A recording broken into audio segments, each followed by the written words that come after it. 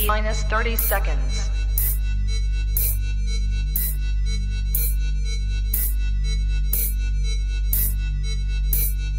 T-minus 20 seconds.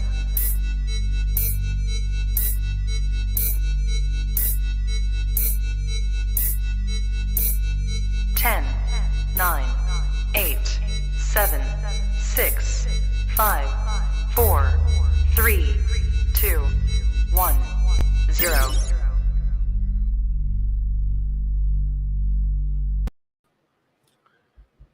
All right, you are now tapped into the coolest reptile podcast in the world. Welcome to Trap Talk Podcast, episode 259. I'm your boy, MJ. What is good? If this is your first time tapping in, do your boy a favor. Hit that subscribe button. Hit that notification bell that we're on top of every single podcast I drop here on this Trap Talk Podcast YouTube channel. Shout out to all my subscribers out there. Drop a comment. You know, like I said, it's real important to tell me. I want to know what your guys' feedback is with every guest. So I'm going to give you another big reason why you should be commenting here in just a second. I want to say shout out to all the early birds. I see you guys out there. Salute to you guys. If you're looking for more exclusive content, if you want to get more behind the scenes and what you see here every week here at Trap Talk, best thing you can do is go down to the link below and join the Trap Talk Patreon family. Come fuck with the family. As soon as you become a Patreon member, you get a link to the Discord, which taps you with over 130 Patreon members in the building. Goes off 24/7. You can either sell snakes, buy snakes, go shop for snakes, whatever it is, or just get help with snakes. All around looking to grow is what this family is all about. And like I said, you get tapped into exclusive content like the Soundcheck Chronicles. Holy cow, exclusive stuff, raw deal type stuff going on at the Patreon community. I love you guys. Thank you to my Patreon members for your guys' love and support. Really, you guys are my biggest inspiration, my biggest drive. And yeah, to the top we go. Okay. If you're also looking to tap in with what I have with my projects, ball python stuff, chondros, emeralds, even though I don't really breed this stuff. Oh, yeah, you see stuff, Parrot. I'm just not good at it yet. But anyways, if you want to get more tapped in with what I do besides the podcast, because guess what, guys? Podcasting thing, I love it, but I'm all about the animals. I'm actually an animal keeper, and I'm a pretty good one, if I may say so myself. So if you really want to see if I can back that up, go over to Instagram and go give your boy a follow. On Instagram, TrapGod619, and then make sure you go follow the podcast's Instagram page as well, the Trap Talk Podcast. And then also, I'm live right now on Facebook, but if you're on Facebook and you haven't liked the Trap Talk Podcast Facebook page, please, guys, head over to Facebook, or if you're already on Facebook right now, smash that like button, hit that like button, and I really appreciate it because I just started that Facebook page, and I'm trying to get that up and cracking, okay? Other stuff, if you really want to know what I have going on content-wise out on YouTube, head over to my other YouTube channel, the Trap Vlogs, okay, where I basically give you guys updates on what I have going on breeding-wise, but the coolest thing I feel like about that YouTube channel is I visit somebody's collection once a month, okay, all around the United States. I go visit their collection once a month. Not only do we handle a podcast together, but I get to get an inside depth look on their collection, and I show you guys everything, okay? So yeah, head over there. Appreciate all my subscribers. And before we get into things here, this episode tonight is brought to you by the #1 reptile shipping company in the game. I want to say shout out to Robin Marklin over at REDLINE Shipping. Please, guys, head over to REDLINE Shipping. Put in your first shipment with REDLINE if you haven't already, and watch how amazing it is. This guy is honestly the OG, triple OG when it comes to reptile shipping. And yeah, man, a force to be reckoned with if you don't know who Robin Marklin is, but more important, if you don't know what REDLINE Shipping is, because guess what? It's my sponsor. I'm going to ride it to the fullest. And I want to say, if you want to kind of get some sick-ass REDLINE merch, well, then do me a favor, not in the live chats, and I see all your early birds going off right now, but drop a comment on this episode, okay, in the actual comment section. I'm going to randomly pick somebody out of the comment, and I'm going to send you some REDLINE merch, okay? Dude, this guy sends me a lot of stuff, okay? I'm telling you right now, all right? I'm like, these things are just super crucial. I don't even want to get in detail what the actual REDLINE little package would be, but it's going to be a bunch of cool stuff. I thought this is probably one of the coolest stuffs because you got to understand that as much as you have a significant other or partner who's super down for their snakes, like, let's think about people who are still living with mom and dad, or some people who are with a partner who just hates, you know, the whole idea of like, man, you feed rats to your snakes. Well, guess what? REDLINE has their own bags now, okay? Thermal bags where you can now put your frozen rodents in here, and mom or dad or significant other doesn't have to be grossed out by the frozen rats in the freezer. Guys, we all been there, okay? So those problems are now done. Brought to you by Redline, and I'm going to ship this to that lucky person who drops a comment, okay? You can also heat your animals in it, and it's cold. It's the best thing ever. Last but not least, Robin is such an amazing sponsor, man. Look what this guy said. I got J's. You know what I'm saying? I got sick-ass J's. Jordans. Redline Jordans all day, every day. Robin, you're the man. Thank you so much. Head over to Instagram, guys. Follow Redline Shipping. Follow Redline Science. Go put your shipment in with Redline Shipping today. Robin, I'm rocking these at the next show. Best believe that. Thank you so much. All right.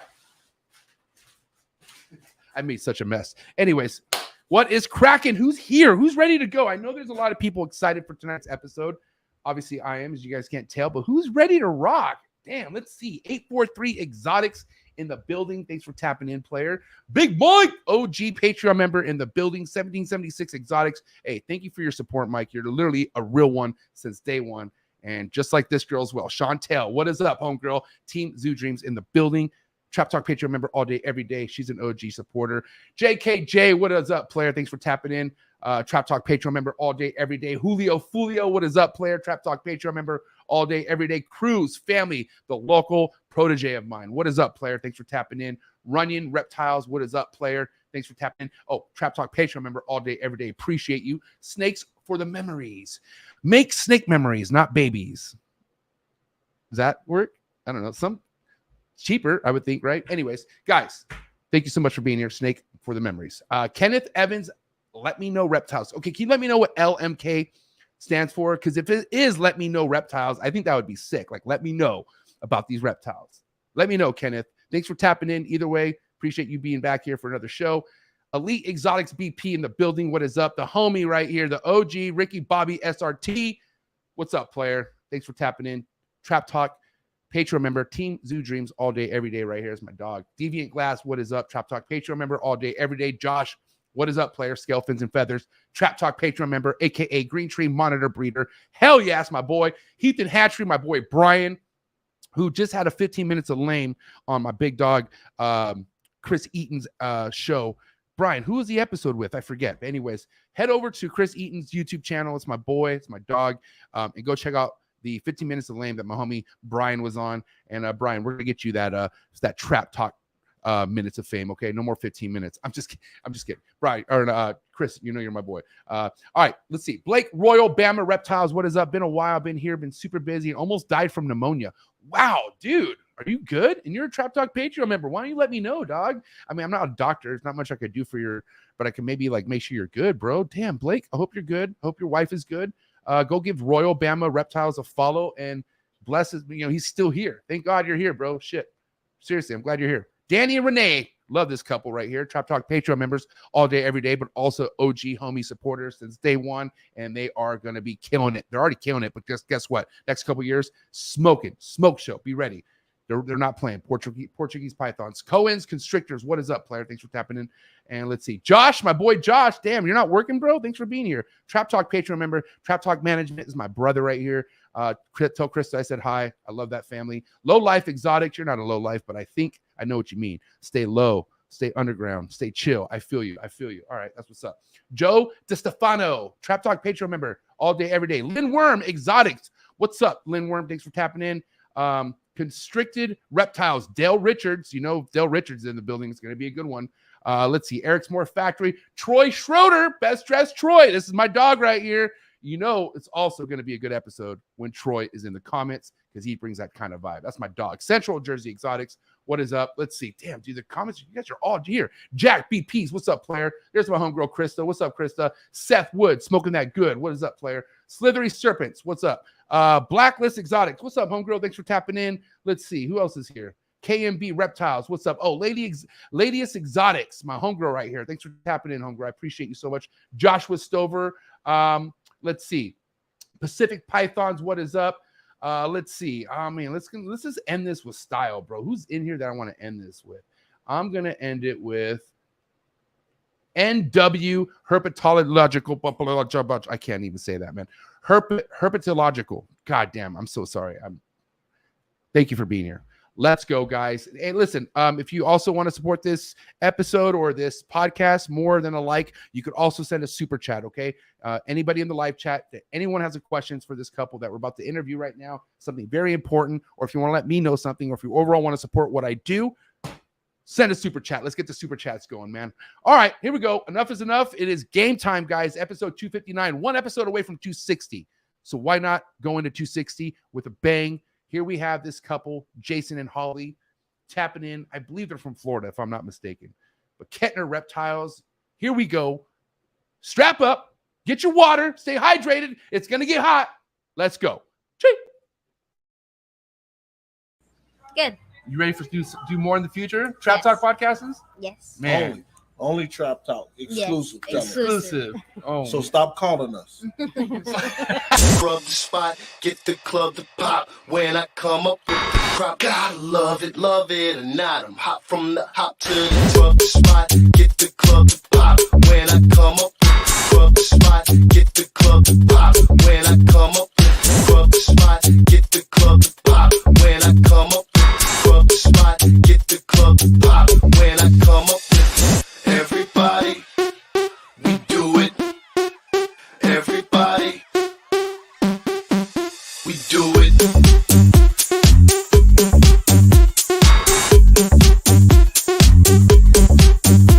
Do it. Do it. Do it.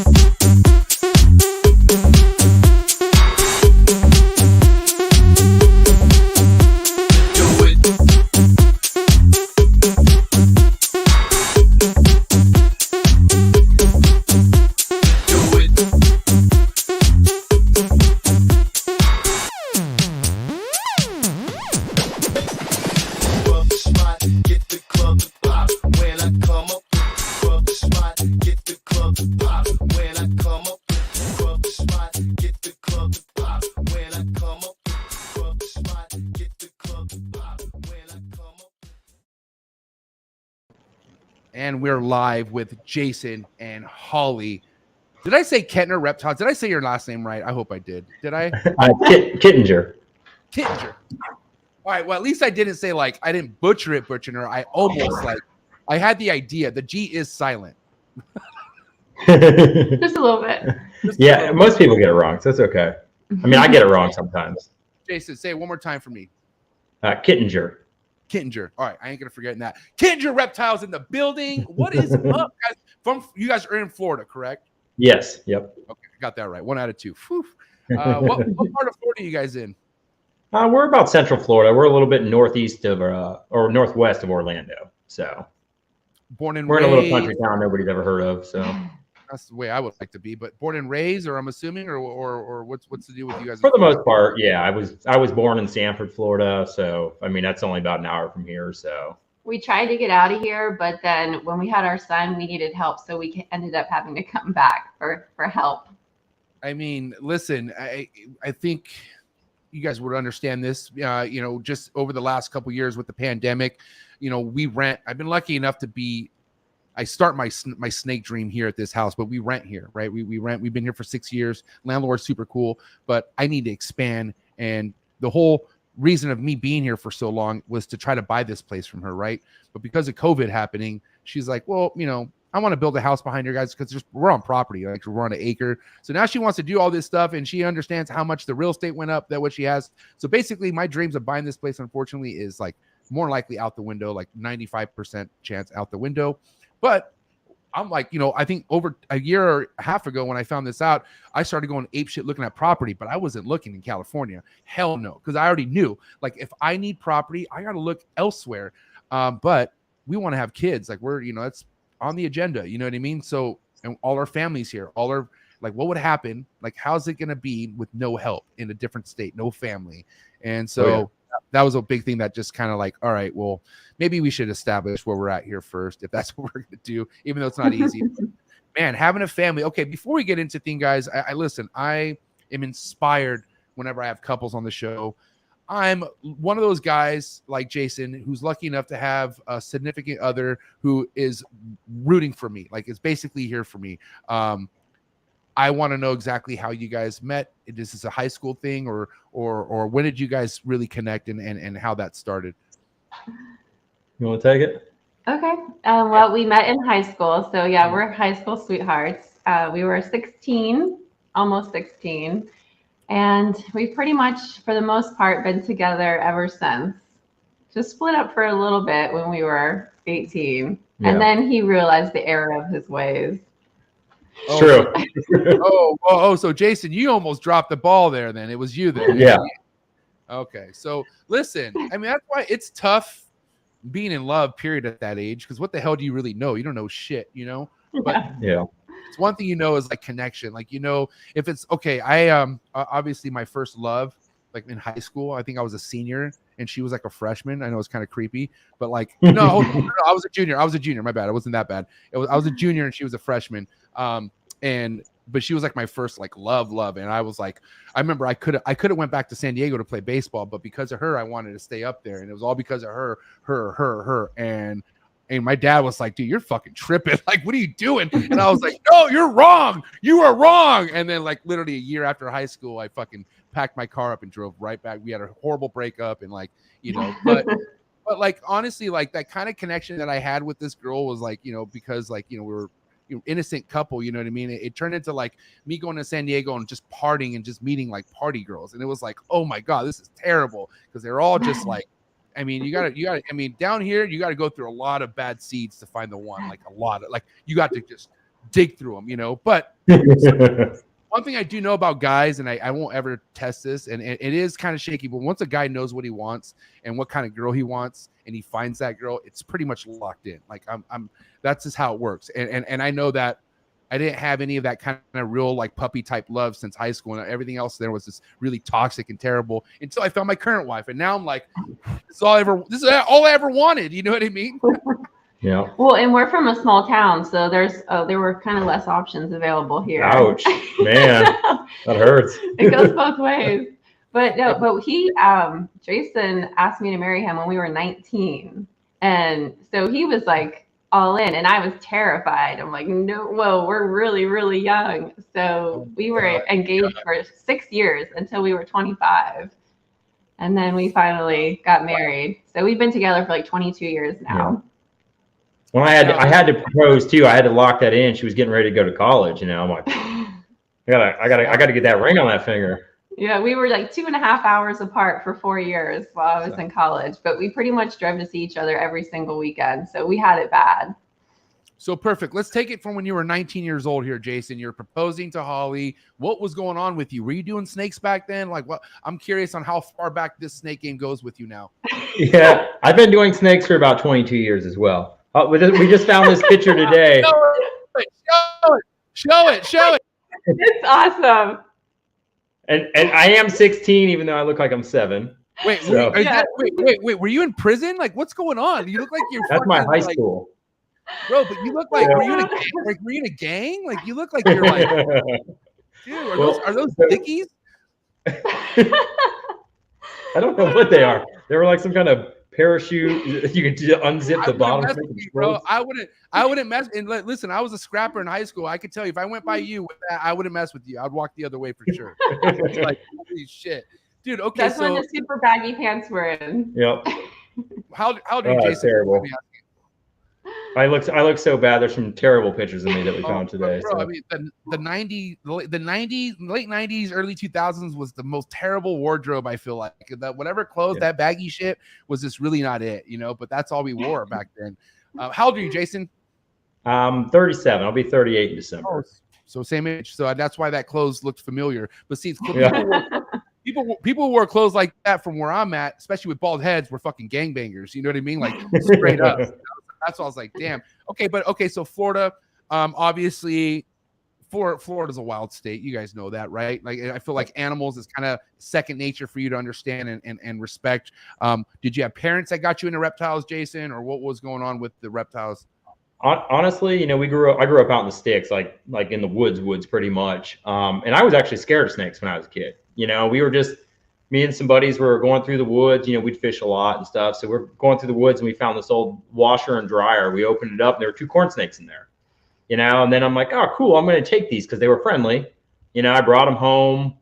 That one got out immediately, never saw it again. Then the other one laid eggs, and then all the eggs went bad, but that kind of got me into the snakes. And then when I was in high school, my biology teacher had a snake in the classroom, and we got to talking about some stuff, and he offered for me to come over and take care of his collection. So I would help my biology teacher, every weekend we do shows. I'd take care of his collection, a lot of colubrids, burms, blood pythons, boas. He had a lot of stuff.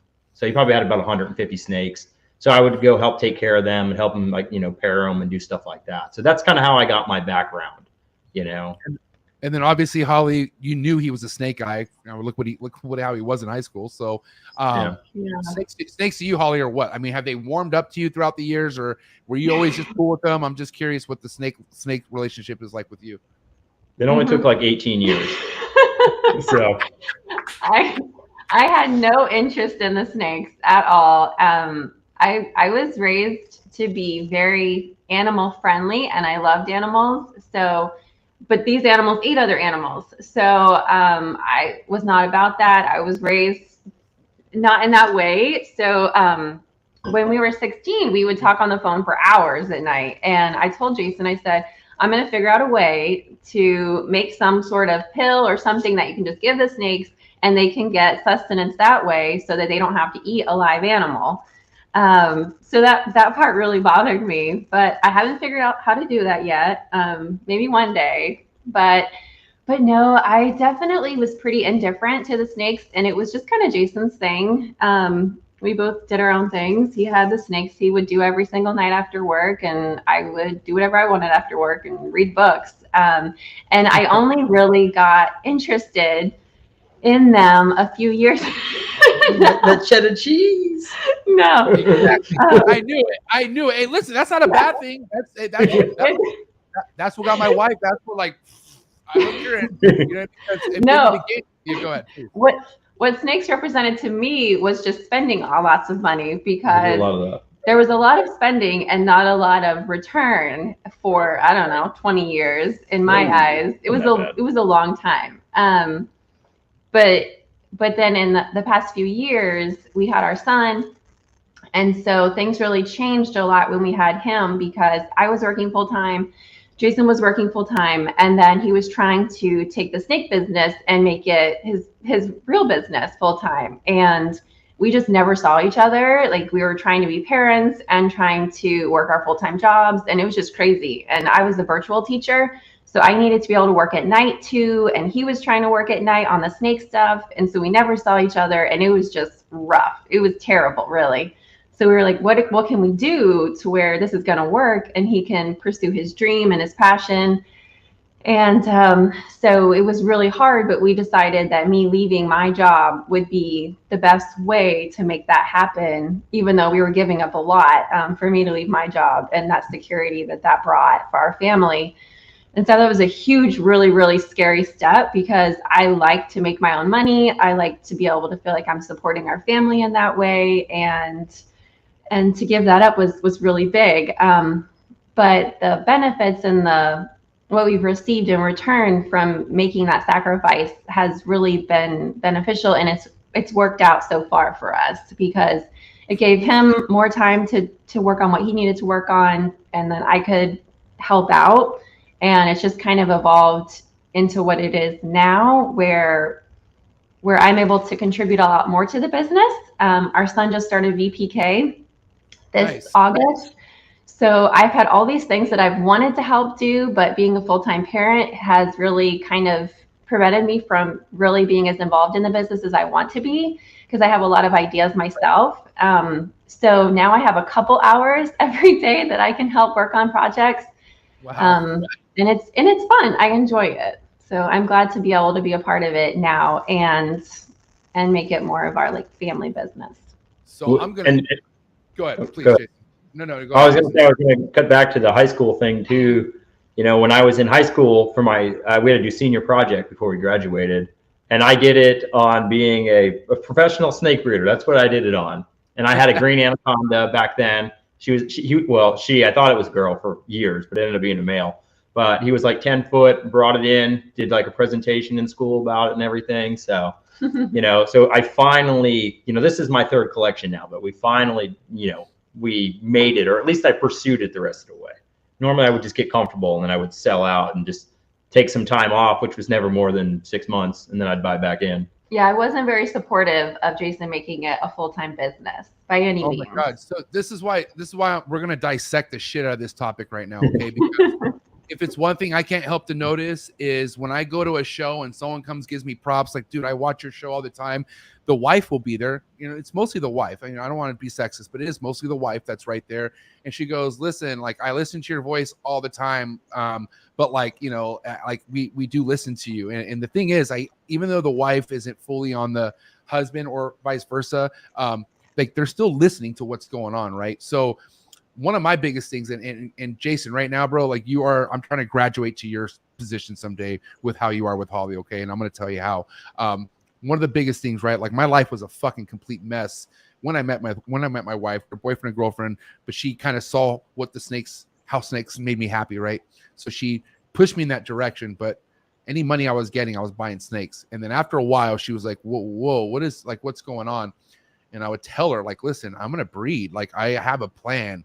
And when this is from the very beginning, she's like, well, okay, fucking, what about your, you know, like, that's fine if you have time, right? And what I mean by that, what graduated was once these snakes came to a point where I went to my 9 to 5, or that time it was like 14-hour jobs. I would go to work, I would come home and go straight to the room. I would go straight to the snake room. And my wife, she had a hard time dealing with that. Like, cause she's like, dude, I haven't seen you all day. Like, what the fuck? And I'm like, well, listen, I can't, like, I would try to, I would expect her to know already. Like, I can't just not change the snake's paper. Like I have to do this. Like, it was something where I had no choice. But my wife, like, man, we've not fought about it, but like, man, like I had to be more cautious on how I was just going to work and going straight to the snake room, because it isn't like she's a sociable person, and she, like, we're best friends. Like, we have friends, but dude, it's just me and her, like, all the time, you know? So, you know, I'm curious with you, Holly, were there times with Jason where you're like, you felt like you, like, and I'm talking about before you saw the money, right? Because with Lily, this is before any money. This is before any money, like, period. And I didn't make a fucking dime until after like 3 years, right? But with you, Holly, before the money was even a thought in your mind, like, did it bother you when he was putting so much work into the snakes, and you had to go read books, or like, how can you maybe kind of like share your feelings on that, but then maybe kind of like let someone else know, like, how you can maybe, like, if someone's driven and you can see a drive, I feel like that's kind of what you saw, and that's what my wife saw. Because after a while, my wife, it went from just like me being smarter and spending time with her. But then when there was times where I was like, hey, I got to go to the snake room real quick, she understood. It was kind of like a little like, all right, but like, she understood. And it graduated to things where it's more natural. Like, if I got to go to the snake room now, she doesn't bat an eye. It's like, all right, I already know this is so, like, you know, I'm used to this. But I want to know how it grew onto you, and whatnot, Holly, if you don't mind. Well, I would say, honestly, a big part of it was just his happiness and his dissatisfaction and kind of unhappiness with what he was doing, and then seeing all of the passion that he did have for the animals. And he can talk for hours on the phone to somebody about snakes, which is wonderful when it's your job. But it was definitely really, really challenging. I didn't mind that he wanted to do that all the time. It was more financial, when he wanted to take money and invest it in the things. Because back then, when we were doing it, there wasn't really a lot of people, or at least we weren't aware of it, or we weren't really on social media. So we didn't see a lot of people talking about how well they were doing, or you can make so much money, or all of these people are investing so much money and they're seeing a great return. Like, you can see that now. So now I would say that it's easier to see people gaining success from it. Whereas back when Jason was trying to start doing it, there wasn't that to draw from and to say, hey, honey, look at this person and see what they're doing. There just wasn't that out there. So we had a couple really good years where he would sell a lot of things or sell the collection, and then we remodeled our house. So that was great. But then we'd have to buy back in again. So it came to a point where it was, because I would get a bonus at work. I would try to invest that money into a new animal for a project. And then it eventually came to the point, she's she wanted me to only use snake money for the snakes. Yes, I really wanted to see him. Like, I knew the passion was there. So you're very passionate about it. And Jason is the one of the most hardworking, or probably the most hardworking people I've ever met. So he just worked like crazy, which also can lead to burnout, which he has experienced. I'm there. We've experienced that as a family. So working and working and working and working and working until you just drive yourself into the ground. But I like to see proof that something's going to work. So I'm like more of a spreadsheet person. Like, let's write it all down. Let's show me the numbers. How are we going to make this happen? Because like, it sounds all great in theory, but what's reality? What's really happening? You know, is this really a possibility? So Jason's not really on board with that. We're not quite the same way. So whenever I would try to get him to write stuff down, I'm like, show me some evidence. And he's like, no, I'm not going to. I always say, look, we keep buying snakes. We're obviously making money. That's what I said. And she's like, you're not making money if you're buying snakes. I go, I think we are. Bro, it's because Jason and I were okay, but we just don't want to actually see it ourselves right now. Like hold on, because you understand that number fluctuates a lot, you know, because it depends. What did I just buy, or what haven't bought in a while, and I've been stacking. And the thing is, I know, thankfully, like, if you do this game right, and I never fucking cared, like, especially the first 2 years of producing, I only wanted to hold stuff back. That's all I cared about. I didn't, because I knew the kind of money I wanted to make wasn't going to be the money in the first 2-3 years. Like, if anything, no money was going to be made then. So I was always planning future shit. Like, you know, even with certain species, like green trees, like when I was getting green trees, emeralds, Timors, I was establishing all these beautiful snakes that I know if they're adults, 3-4 years down the road and something happens, this is gonna be worth money. Like, and I could sell this shit no problem, and hopefully I'll be connected to the right people. And that's exactly what happened last year. So we got really close to buying a house last year, right? Like, it came down to like nickels and dimes. Like, we need to scrounge everything. And my wife, God bless her, because I'm not an Excel sheet guy and I'm like, fucking money just comes and goes. She has a stack, and goddamn is her stack huge, and it's saved. It's ready to go. And when it came down to it, she's like, I have this saved. What do you have? And I'm like, wow, well, you know, I was like, I have money as far as savings. Here's the thing. What do I need? And I was like, holy shit. So she's like, listen, like, this is no room to, like, this is serious now. And I realized that, but then I realized, okay, you were prepared for this. Go to your goddamn room.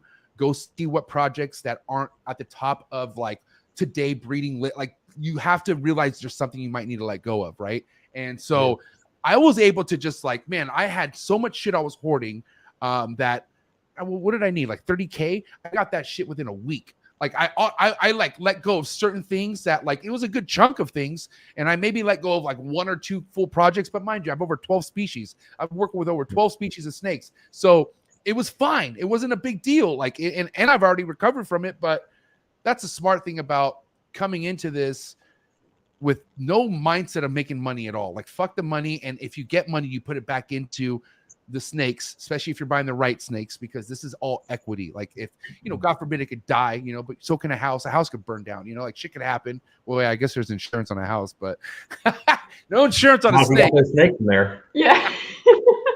But if you think about it, go ahead. Well, and like you said, it's true too. I mean, in order to grow the business, you have to put the money back. Or you can do it slower, but I mean, to try to get there faster, the more money you put in, usually the faster you're going to get there. And I mean, this collection of, what's that? I got it. Oh, no. Finish right now, please, Jason. I'm so sorry. I would say in our collection here that we have now is probably about 8 years old. You know, when I came back in, I started with boas. You know, I'm like, you know what? I'm not going to breed ball pythons anymore. I'm going to do boas. So I started with boas, and it was terrible. Had no luck. So then I started buying ball pythons to fund the boa project, right? So, you know, so this collection's about 8 years old, but it took 6 years probably for it to really get to where it needed, where I could even go full time. You know, just of that investing the money and then holding back the right animals and making hets and, you know, all that. And it would be different if I still had my regular job. That would make it much easier for Jason to be able to do it. So there wasn't as much pressure, but because we want to live our lifestyle in this way right now, these are the decisions that we've made to be able to be more present with our son while he's really little. So it makes us it's a little more stressful, but in the end, it's definitely worth it. All right, so check it out. A little timeout real quick because I know this isn't I know this might be a glitch in the matrix. I know we're only 34 minutes in, but we have about 80 people tapped in. There's no way we only have 40 likes for these two. There's just no way.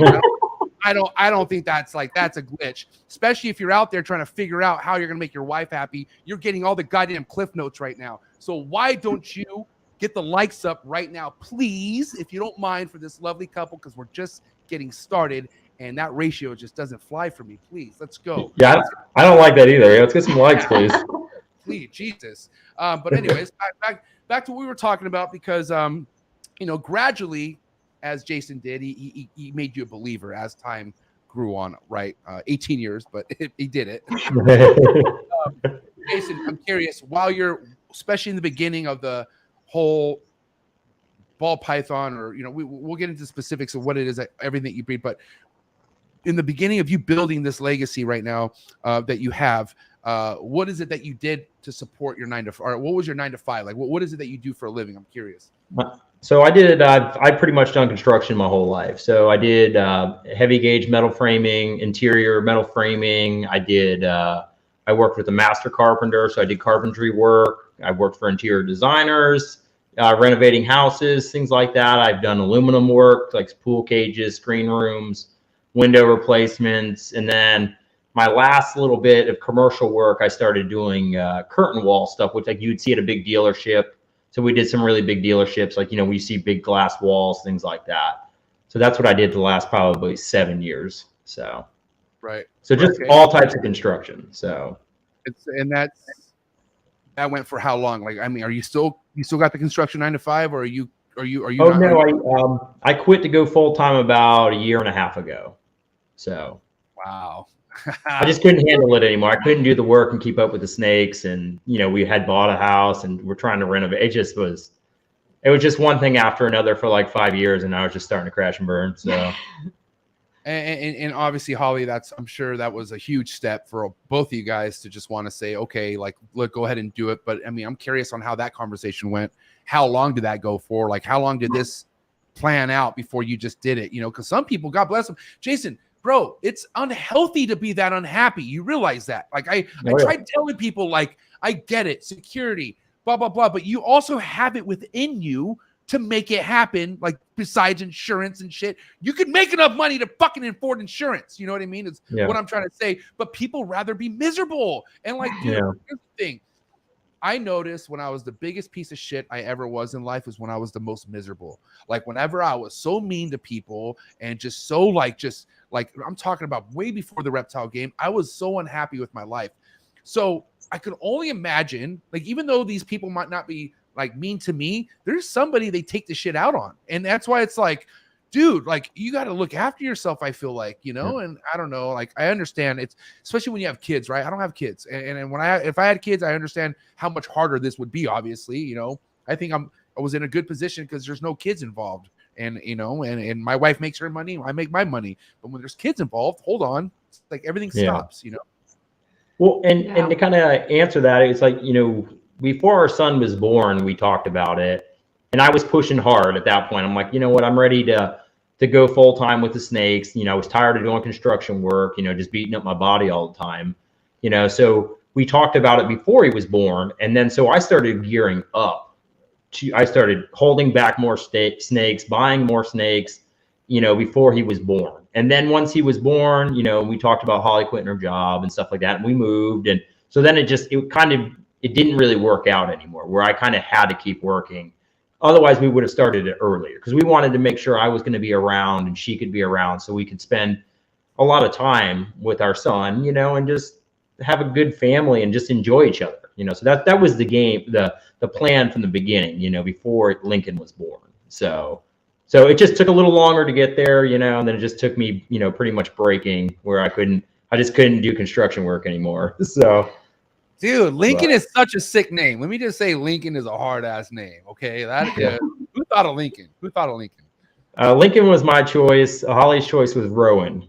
But he's definitely a Rowan. He ain't a Lincoln. He's a Rowan's sick, but Lincoln is just like I feel like I would never give a strong name. I would never want to give that kid a nickname. It's Lincoln all the time. It's Lincoln. You are a you're linking, sir. You can call him the link, you know, but it's like they don't. Yeah, we call him link sometimes. Yeah. Linkster. No, that's awesome. Okay, now biggest thing, guys, I feel like is you know, I know Jason wants Holly kind of wanted to get more tuned in with what's going on. How did that make you feel? Like, you know, because she's talking about spreadsheets and shit. And one thing, man, it stresses me out. Like, I do things that my wife wants me to do, like the LLC. Like, she has a checklist of things I need to be doing for me to just keep her happy up here, right?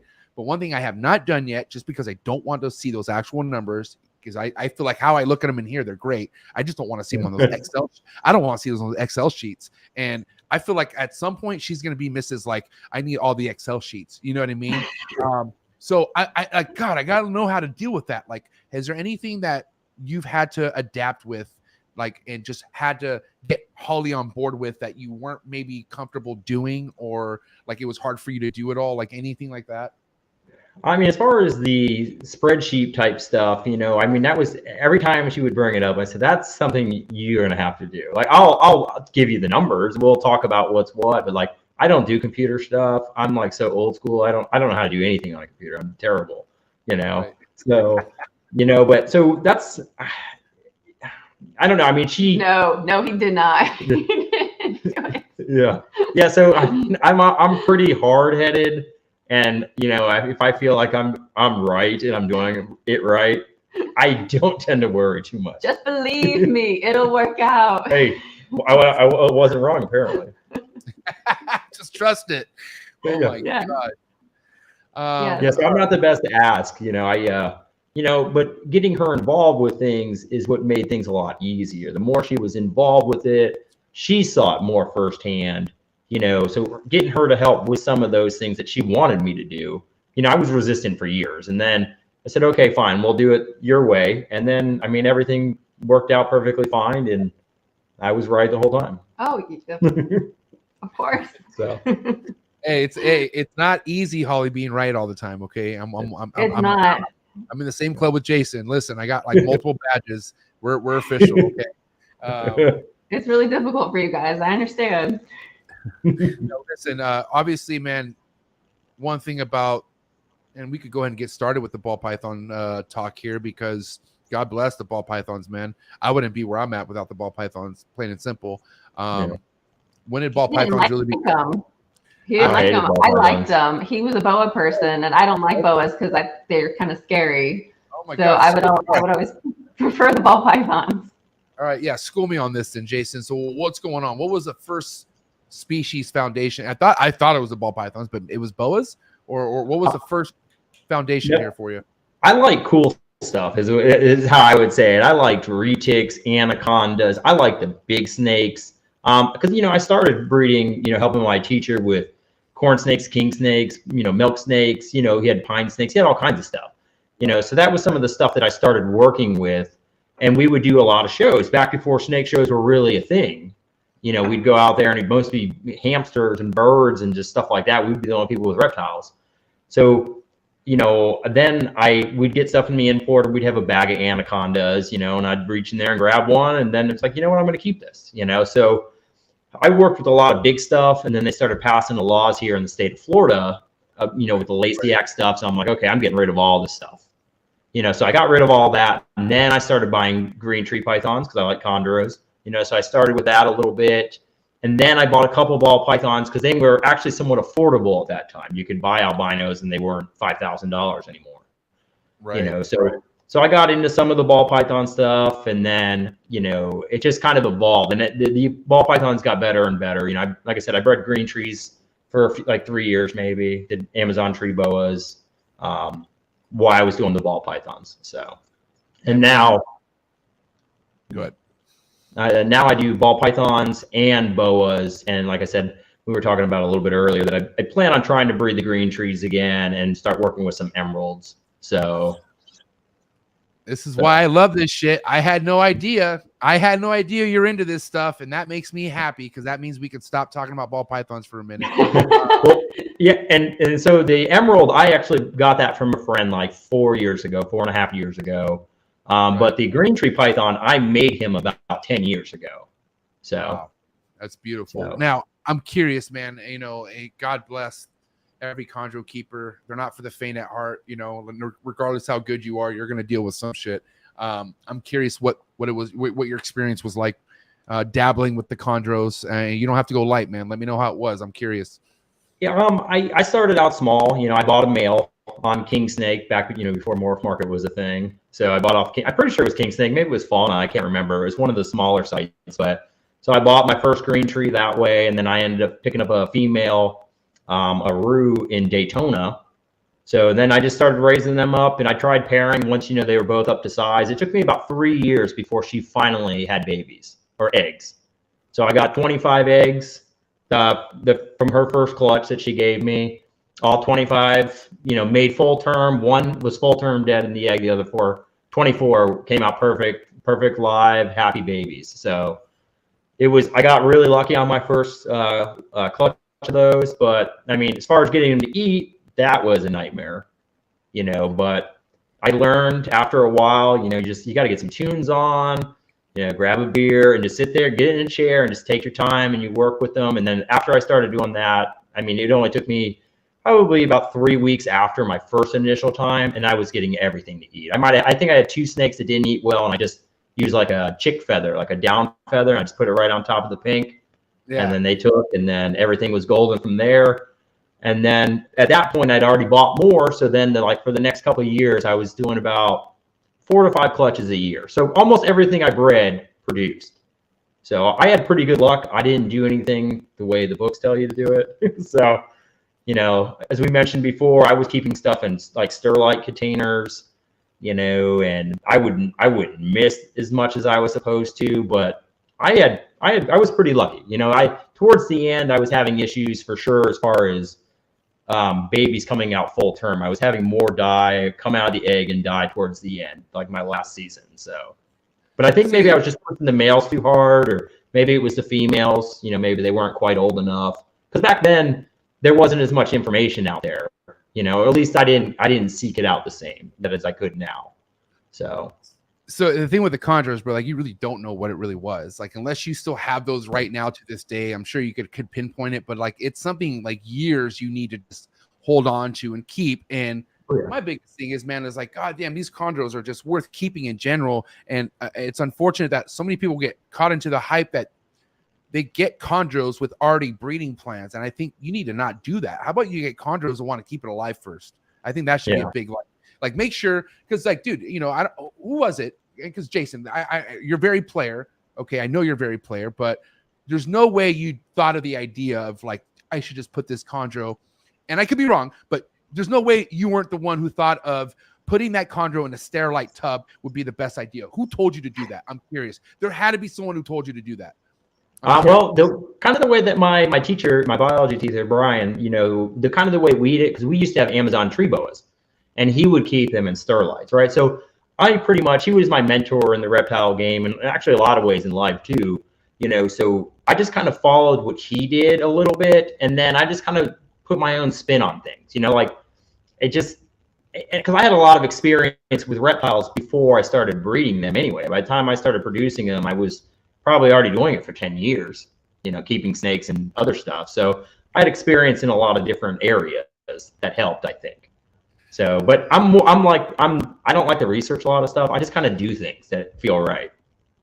So here's another thing that I felt like I did right by my experience. And what I mean by that is like, I got into the chondros and emeralds with everyone pushing the bioactive thing. And like, you know, I remember back then it's Facebook page groups are still trash, right? In certain areas, but there was like that right there. Like if you posted a pic of a snake in a tub, man, people were going in on you. But I realized like, holy shit, like, you know, because I was getting imports and I noticed some things were like, I want to see what's on this snake. Does it have mites? Like, and I noticed if you put this shit on substrate and all stuff, like how can you really see what's wrong with this snake or what's coming off this snake? And so Forrest Fanning, man, rest in peace, my boy Forrest Fanning. He was somebody who I went to his page, right? And his page isn't up no more, but Zoo Dreams, his old Instagram page, Zoo Dreams, and I was obsessed with his chondros. I just couldn't believe it. And then I remember seen a video of somebody at his place and he had all these chondros in tubs. And I was like, what? I was like, he has them in tubs? And like, I saw how the rack was like very like feasible. I was like, I could do this. And so I got so excited, and I didn't give two shits how the standard was at that time, which, I mean, dude, everyone will tell you, anyone who wants you to be successful at keeping chondros will tell you to keep chondros in tubs while you have them for the first 6 months, like just to make sure they're good, they're eating. Once they take off, go bioactive if you want. I mean, if you want that headache, go ahead. But you don't need to do all that. Like, such a simple animal to maintenance. Like, it's a fucking easy snake to keep. But I feel like people should just want to keep it before the breeding. Because I'm telling you right now, Jason, that breeding thing will break your. I am 4 years into this, and literally I have one neonate alive out of my 3 clutches. You know, mind you, I don't have a bunch of pairings going every year, but still, like, I have been through the ringer with this shit, bro. Like, I'm like ringed out. I'm a towel that's like abused, and I'm just like ringed out, but I'm still here. You know what I mean? Because if it's one thing why I'm so happy about the ball pythons, is like, ball pythons does not do this to me. They don't hurt my feelings like this. Like, they like, hello, like this, all this came from ball pythons. So that's why I hold the ball python so dearly in my heart, even though I do come off as a snob and I'll be like, well, fucking boring, you know, but no, like, it is important. And I know the ball pythons are important to your success with what's going on with you right now as well, right? Oh yeah. Yeah, that's a majority of what I do now. Just because I'm so much more successful at it. You know, I did green trees because I wanted it. I wanted the challenge. You know, I like to breed different species. Like, and just everything I do in life, pretty much, I get bored, you know, and I want to try something different, you know, and the green trees were hard, you know, so I'm like, I'll try it, you know, and they were, you know, like I said, it took 3 years of breeding the green tree to actually get eggs. You know, she would swell up, she started turning blue, you know, and then she would start eating again, and then she would turn green again, and like, it took 3 years, you know, and then luckily for me too, when she finally did have babies, she was baby blue, and she stayed baby blue. She never turned green again, you know. So it was amazing. Unfortunately, I actually had to put her down a few years ago, probably about 2 years ago. So. Oh, see, I knew there was some sort of heartbreak. Yeah. Okay, how did you? Yeah, it hurt. What was it? Nido, or she get RO? What happened? What was it? Well, she had like these fatty deposits. So the vet told me that I fed it too much. So. And I told him, I'm like, look, I mean, the first year I got it, I probably fed it weekly, right? Because that's how I did everything back then, you know. And then and I said, but now I feed it maybe once a month. He goes, you're feeding it too much. I'm like, it's a small rat once a month. And she was 6.5 foot. She's a big female, you know. Yeah. So, but she started getting these things on her ribs, like, and she had some kind of, they were like on her like reproductive organs too. So something had happened. So because she would look like she would ovulate, and then she would look normal, and she just kept doing that, you know. But then she started getting more mean. He's like, you need to feed it like an adult mouse every 6 weeks. I'm like, you know, I felt bad for her. So I started doing that, and then she started to get mean. And you'd hold her. She was kind of weak, and she wasn't doing great, you know. Yeah. So then I just had to, you know, unfortunately put her down, and which was terrible, you know. So. It was a sad day, because that's, for the most part, I don't keep any snakes for more than probably 5 years. You know, it's if it's a program, you know, and I just keep moving on. But that's something that I just loved, you know, just like the little green tree that, you know, you saw there. You know, it's like I've had that forever, you know. And like I said, buddy came over and picked that up, and the emerald, to put with his breeding program, because I don't have a mate for either one of them. You know, I just kept them because I like them. So I mean, I'm sure a lot of you guys know this out there. Whatever, I'll admit it. I'm a sensitive guy, dude. I'm pretty sensitive. And the ball python started off so great for me, where death was no near in sight. I didn't think about death at all, you know. Got my first chondro because I knew at that time, like, a $200 snake was expensive for me. Like, all that stuff was like, you know, at that time I was, you know, wheeling and dealing, like Craigslist snakes. Like, I tried to get what I could afford, right? And I remember my boy Victor, shout out to my boy Victor, he knew how much I love chondros, because I had already had one, right? And it was Mimi, and she was well off, but I wanted to get more. And so this was my second chondro, but my very first small neo. And he's like, yeah, bro, I'll give it to you for $200, but I don't think it's eaten. And I'm like, okay. I'm like, fuck, like, how hard can that be? Like, I'll take it. You know what I mean? So I took this damn neo in that probably had no meals in it, and it got to the point where I had it for like 2 months and it still wasn't eaten. And I was like, dude, I gotta get this thing to eat. And I was watching assist feed videos, how they put the head in the mouth, and I just couldn't do it. Like I just couldn't do it. It was really upsetting to me. So shout out to my pops, but my dad, man, my dad's just my hero. My dad he comes through clutch. Like, oh, shout out to clutch. My dad just comes through, and like he's been my big help from the beginning of all this. But I called my dad literally like almost in tears, like, dude, this snake's gonna go. I have that. I'll tell you what to do. I'll show you a video, but can you please get a pinky down this snake, please? And I remember he came over and like I couldn't watch it. Like I was such a weenie back then. I swear. I was so like, what the fuck? This thing isn't gonna make it. Like I remember leaving, and then my dad came. He's like, dude, I did it. He ate it. He ate the like it went down. I'm like, oh my God, you did it. And like we hugged and we're celebrating, and like I couldn't believe it. So literally speed up to like he came over and did that twice more, right? And then it started eating on its own. And then it turned around, and I was like, yeah. So it took 2 meals on its own, but I had it in the racks. I had it in the rack system with the ball pythons with a fucking hotspot at 89. Okay. Because I noticed like, why is it so humid in there? And it was drenched, like just stupid. Like obviously what my knowledge was going to kill this snake, even if it was healthy or not. Right. But when I went from no hope to wow, it's eating, to then it died. I remember I came in one day like, beautiful Wednesday, opened up the thing and it was dead. Bro, I literally sat in the corner. Like I sat down in the corner. I cried. Like I literally cried. Like I was like, dude, you're never going to own a chondro ever again. Like this is it. Like that was your one and only chance, because normally these are like $400, $500, $600, right? Even if they're imports. And I just got one for 200 that I just killed off. And remind you, I'm just like, I have like 6, 7 snakes at that time. I don't know where I'm going with this. My life is like, I'm begging for a fucking, some sort of pull out of my shit life that I'm in now. So I'm like, I literally lost my mind. But I'll never forget when I first off, I realized animals are going to die at this point. Like, okay, first off, especially you're trying to collect animals, you want to breed. Well, guess what happens with all that? Death happens, right? And my dad was obviously there to be like, yo, like, listen, if you can't really handle this kind of thing, like you shouldn't be keeping it. Like if this is going to do this to you, I don't think you should be keeping it. And just the thought of me or somebody saying that I'm not capable of keeping something and I really love it, that's when I switched. And I said, listen, you need to throw all this fucking feeling shit out the window right now. Like this shit is this is it. You're never going to cry over a snake ever again. I lied. I cried after a couple times after that. But seriously, the chondros made my heart go cold. Like it fucking turned me into okay, you want to die? Die. Go ahead and fucking die.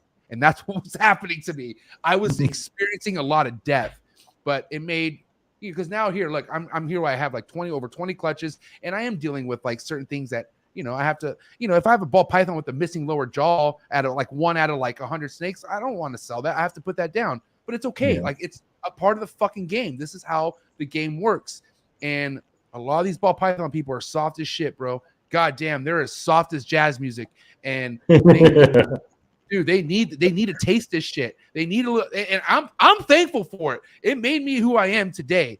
But that's that's where I'm at with this. Is why this is what this is to me, man. This is my glory right here. Like I have snakes still in the freezer that died on me. Like I have stuff to make me never forget what I went through with this shit. But I'm here. Yeah. You know what I mean? Well, and I was gonna go back to, I actually I knew Forrest too.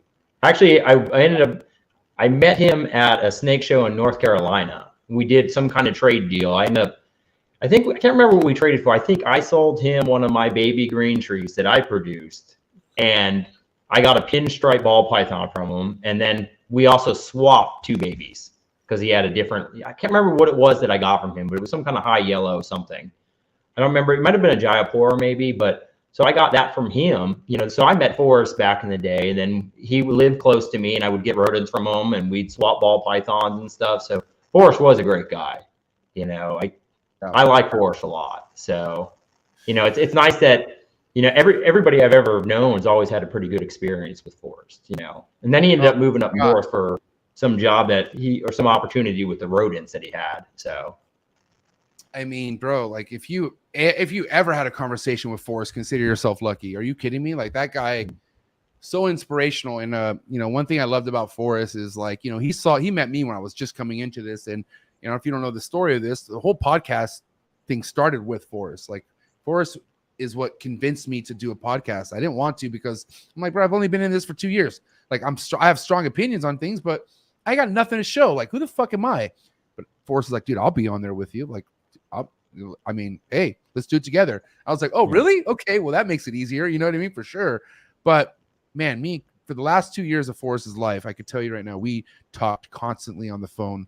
Like, dude, he was my crutch, bro. And what's funny, I didn't realize either I was his crutch too. I just didn't know at that time. I didn't know he was in a place where he needed help just as bad as I needed help, because he didn't express that to nobody. Like, he kept it all to himself. And I don't recommend that to anybody, man. Go talk to people. You need to fucking talk. Like, people need to get it off and express how they feel. But anyways, Forrest, man, I have so many conversations that I'll never forget with Forrest. And a lot of them are just all about people that he looked up to, people that inspired him. And, there's these names that, like, he's Marshall Mendez, Bill Stiegel, Brian Barczyk, Gary Shavino, Eugene Bassett, like, Steve Volk. Like, these are the names that I'm like, I fucking go after these names. You know what I mean? Like, and there's a lot of other people. Like, here's the thing, like, Forrest got me in a mindset where it's all about the history of things. Like, fuck whatever's happening now. Like, dude, the history is what's important. But also, I am what's happening now. Like, Forrest was already 10 years in the game. And I'm just coming into the game. So as much as I like knowing the history, I'm still part of this new era. Like, I need to stay grounded. You know what I mean? But that's why I branched off, because Forrest hated fucking ball python. He didn't want no ball python guests. He wanted no ball python breeders. I'm like, dude, I know some sick ones. What do you mean? He's like, I don't give a shit. He wanted Miguel. He wanted people like Miguel because he could argue with Miguel about money and go back and forth. And like, that's his biggest thing is Forrest told, like, he's like, dude, nobody is making a good living just off ball pythons. It's bullshit. Nobody's doing it. And Miguel was like, oh, fuck that. I could prove you wrong. And which that episode never happened, unfortunately. But man, Forrest Fanning, what a guy. Rest in peace. I miss that guy so much. Every day I miss that guy, bro. I'm not even joking. I think about him every day. I think of Forrest. It's crazy. I really miss that dude. Yeah. Okay. Let's get back to happier stuff. Let's see. Ball pythons. I want to tap into some of the projects. And I still want to talk about your boas too, but right now I want to talk about what have been the forefront projects within your ball python game right now that you could give credit to, or what are some of the ball python stuff happening right now in your project that you're most excited about? While you're talking about this, I'm going to take a quick leak. You can't hear me, but I can hear you, just so you know. Okay.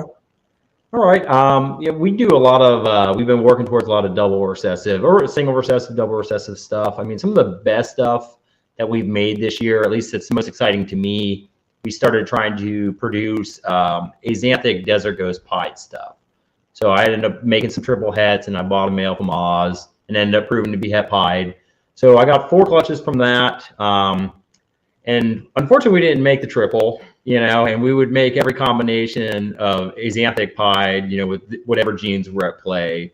We made a few DG pieds, and then finally towards the end, we made a pastel axanthic desert ghost male 66 het pied. So it was just pumped to make that. I mean, that's definitely something that's going to help the projects for us to push that project on and even mix it with other genes or other recessives. And then about 2 weeks after that, then we ended up making a leopard axanthic desert ghost 66 het pied. And I would bet money she's going to prove het pied. I mean, she almost has like a puzzle look to her, so that kind of stripiness that you get with a leopard het pied, she's definitely showing that, which, leopard pieds are not always the best thing, because they don't have as much pattern typically, but we were lucky to make quite a few this year, actually, that actually had like obvious leopard pied, it was obvious leopard pied stuff. So is this whatever's in there. Are we talking about this snake right here? This is insane. Nope. What the fuck is this? Oh my God. What is this? So I think that's a Enchi spot nose fire yellow belly clown. Red stripe is in the pairing as well. And it's a paradox. Like if you look real close at the white, you can see it looks like an ivory. There was het pied, pos het pied on both sides of the parents. Well, on the female side, I'm sorry, not the male side. So, at first I thought it was pied, you know. And then once it came out of the egg and I was looking at it, I'm like, that's not a pied. It looks like one and it looks amazing, you know, but unfortunately that's not that animal that I was talking about, but that is an amazing animal. Everybody loves that thing. That's probably been one of the most popular animals I've made. So now let's kind of dip into some other stuff. Oh my God, what's this? This is cool. So that's an axanthic clown. So dude, I like this. I'm not 100% sure genetically what it is. I think it's possibly a super pastel, could be super leopard, and it could be spot nose. Well, you got the Axanthic King in the ball python game giving you props in the comments. So if that's JD Constrictor certified, it's legit. That's all I got to say. Well, yeah, he's got the nicest axanthic stuff out there. I wish I had the same line as him, because I struggle to find good animals, to work with. So right. Now let me ask you, like for instance, obviously there's pastel in this clown stuff here, right? But there was a time era at a certain point where pastel was frowned upon. I'm curious. Obviously, DG's proven that wrong. Pastel and DG's fucking greatness. But the longevity in the snake, do you feel like it's going to hold it? I mean, I've already seen snakes that held it. I'm curious with you. Like, do you have any older pastel DG stuff that is holding all this contrast, holding all this great fine-looking look? Unfortunately, I do not. The few DGs that I have that have pastel, they have definitely faded out and they've lost some of that black. The black gets it's not as bold anymore. Kind of like, I don't want to say it grays off, but it almost gets like kind of dirty maybe. It just doesn't have the same nice jet black contrast, So, in the clown stuff, I don't have any experience with that. I mean, I made an Enchi DG clown and it's the prettiest desert ghost clown I've ever seen, in my opinion. But, it also doesn't have pastel. And it's probably blade by how bright it is. I mean, so I don't have a lot of that stuff. I've been pushing that project for a few years. I've just been having a hard time. Like, I made 2 DG clowns this year off of 6 clutches, probably. All right, let's get juicy. You ready to get juicy with some topics here? Let's do it. I'm like, listen, God bless anyone out there invested in whatever project they're invested in, right? But you got to be smart with your codoms nowadays. Like, you have to really only fuck with codoms that look amazing in a super form. Do you feel like I'm right or wrong on that, Jason? Oh, for sure. And when I got into snakes, I'd buy anything. If it was an Enchi, I'd buy it. If it was a good price, I didn't care what it looked like. I would just buy things. And I learned that was the wrong way to do it. It was about buying the higher quality animals. Obviously, yes, getting the super orange dreams that look like that. I mean, that's the best one I've made yet. So that thing's incredible.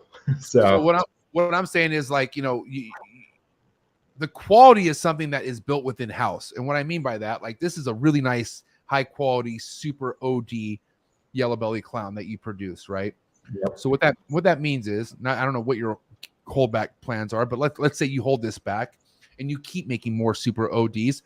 Those are only going to get better and better and better and better. The thing is, you got to keep it and you got to keep reproducing it. That's what Ozzy did. That's why Ozzy's Orange Dream shit is next fucking level. It's because it's years of Orange Dream that he's kept within his collection. It just reproduces out. And so his dad is a super Orange Dream yellow belly, but he blows dad out of the water. I mean, dad looks as an adult does not look good. He's just all washed out looking, just not attractive at all. This thing is incredible.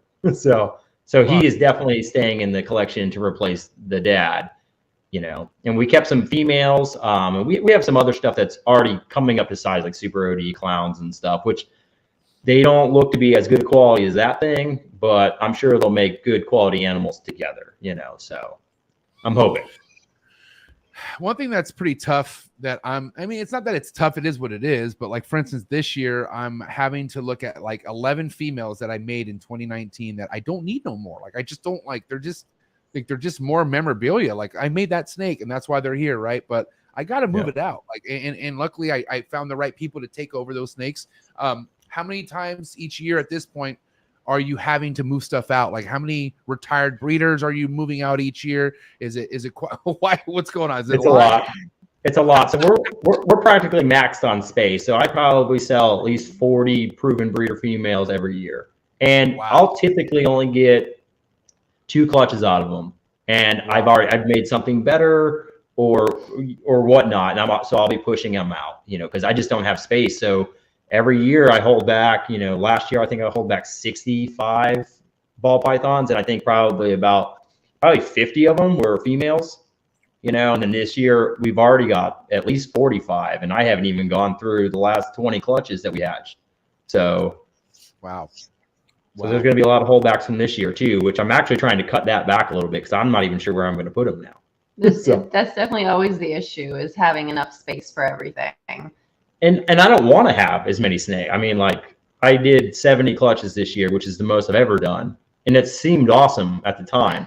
But there's so many babies. There's so much work. So I hatched out somewhere around like 475 baby ball pythons. You know, and I did at least 100 baby boas, and it was a terrible year for the boas.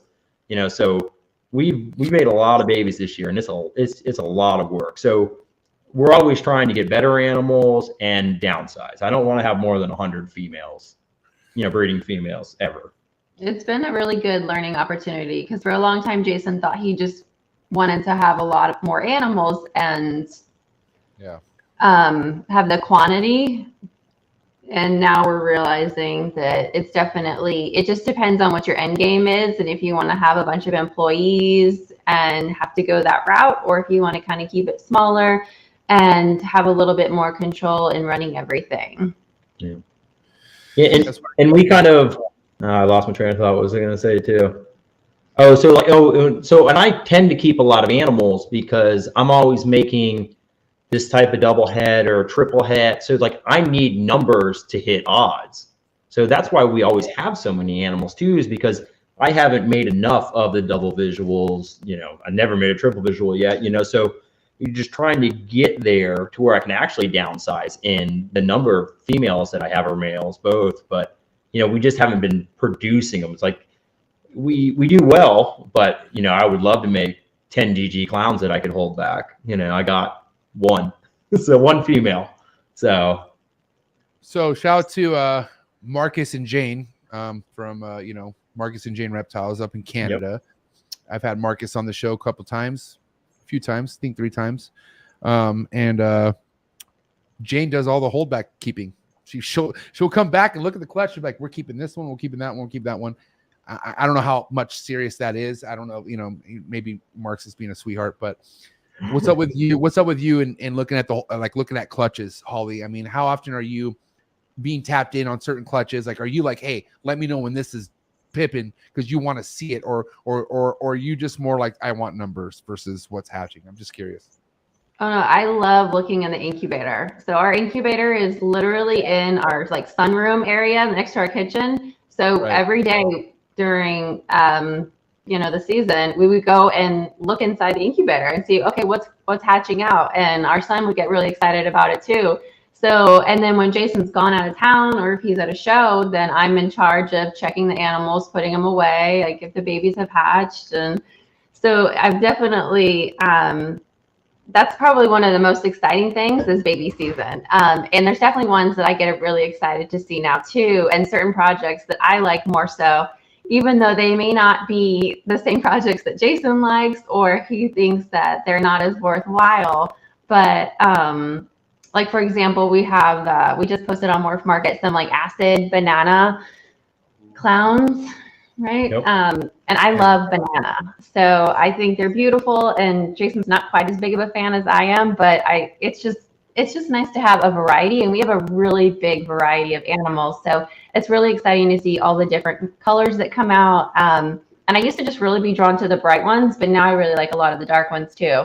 And I definitely have holdbacks that I like. And Jason will go through and he'll say, hey, do you want to keep this one? Yes or no? And he'll tell me because he's the mastermind behind everything, having to come up with the breeding projects, which I can't even fathom. He just kind of keeps everything in his head, and I have no idea how he can do all that. Because it's just insane how he can remember everything.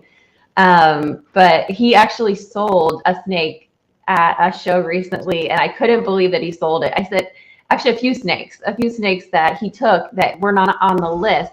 They were not approved by me for him to bring them because I wanted to keep them. And he took them, and he's like, well, if somebody wants to buy them, I'm just going to sell them. And then he called me and said, oh, somebody bought this one, and then somebody wants the other one. and I really wanted to keep them.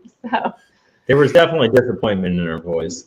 yeah. I thought she would have been happy that we sold a couple high-end animals, but she was not that happy about it.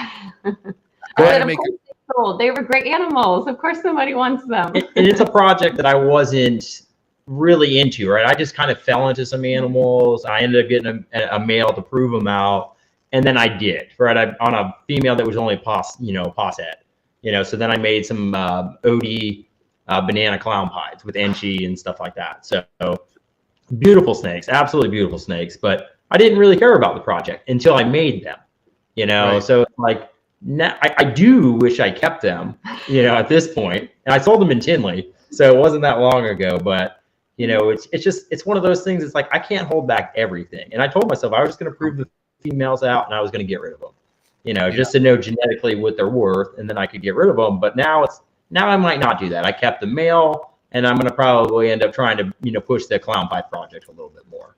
And that's why I love what's in this room for the most part, because even if I don't have a really breeding project purpose for it, for the most part, I'm going to be a hypocrite saying this, but still, like nothing here is leaving. Like this is all here, no matter what. In the ball python room, it's way different. Like as much as I love a morph, good old Holly here loves banana. I love bananas. But for me, like, okay, let's be honest. And without, anyone out there who's all head into banana right now, but let's be honest, Jason, how many other genes can you think of that you much rather have an acid than banana? Yeah, I mean, every other gene.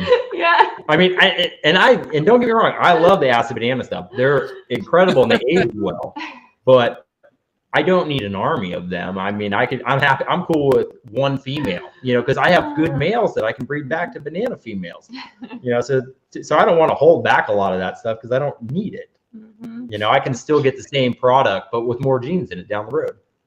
I'm not afraid to talk about certain genes that people are kind of afraid to work with nowadays, because it's important to talk about it. Like if it's one gene that a lot of people say, not a lot of people, but for the most part, I've heard it quite a bit, but like, hot seat question, not to give you guys a heads up or anything, but like, hot seat question as far as like, what's your favorite least codom? Lesser is said a lot, right?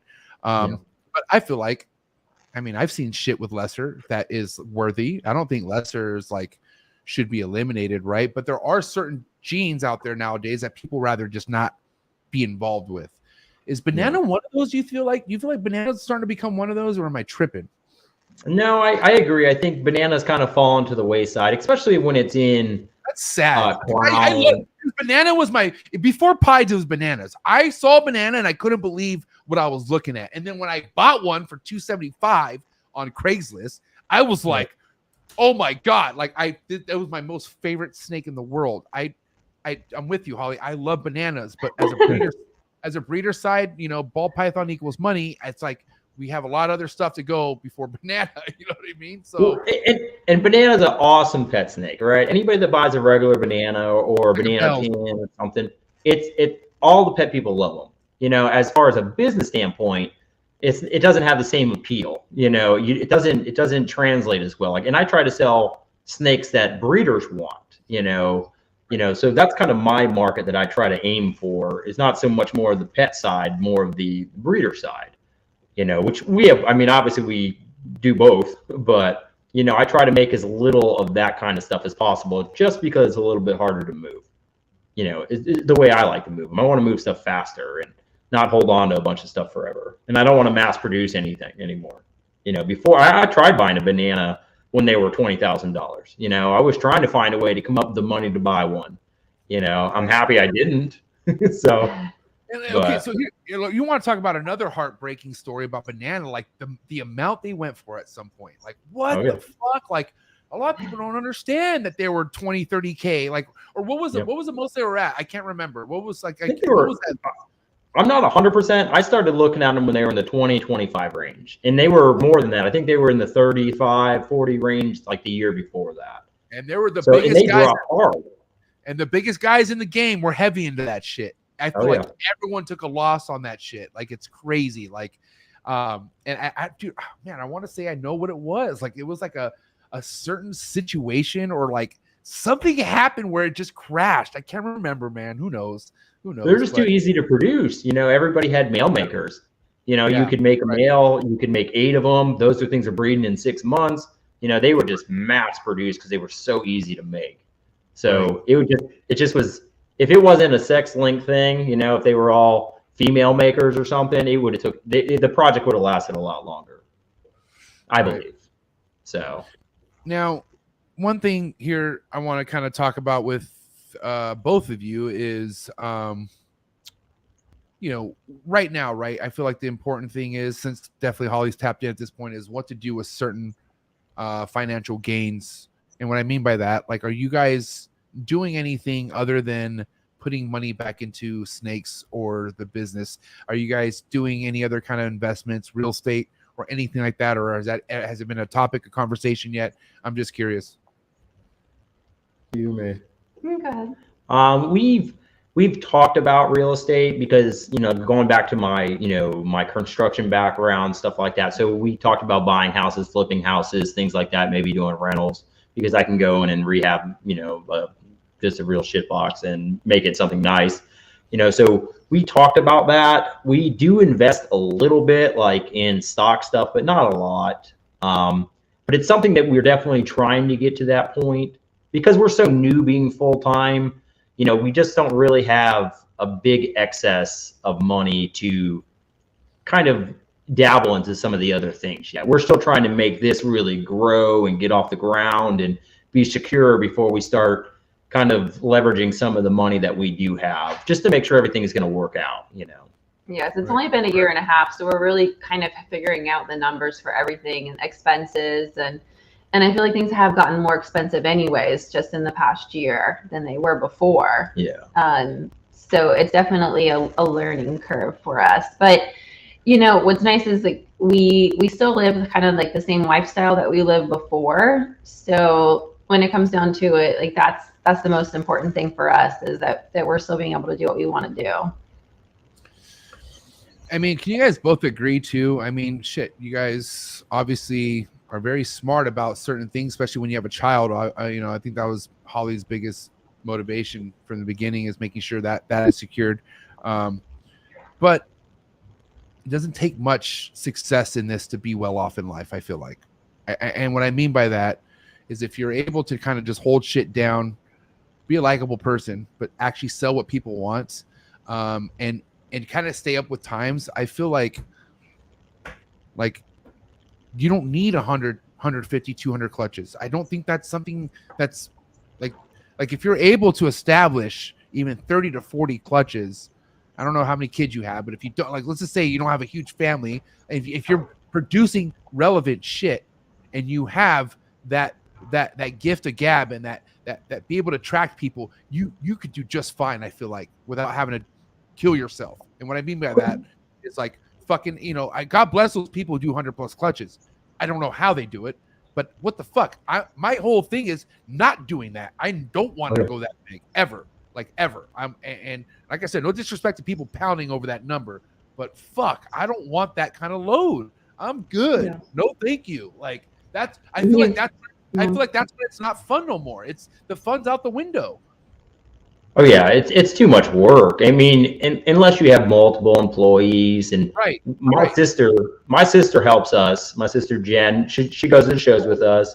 Oh, okay. I didn't want to. Okay, first off, we were just finding out about Holly and you guys, and Troy had a very inappropriate, and I mean, if he wasn't married, I would have probably blocked him and think he was a perv. But he's wondering where your hot sister's at. He says you have a hot sister. He said that. I don't know. That's what he said. He said, "Where's your hot sister at?" And I thought that's word on the street. So what is going on with that? What's happening? She is amazing, and I was gonna bring her up. I've already thought several times we have to make sure we bring her up, because she is definitely an integral part of how we're able to live and do the things that we want to do. Because it's still too much work, like for just the two of us, or for just Jason to do all the time. So she's over here 5 days a week helping us and taking care of the animals, and it's really been amazing. And then she goes out of town with Jason to shows, and she loves it. And then, because it's really hard for me to leave our son and to find people to take care of him for 3-4 days at a time. and he's so young still. So I believe it, Troy. no, but Jen is like best friends with everybody.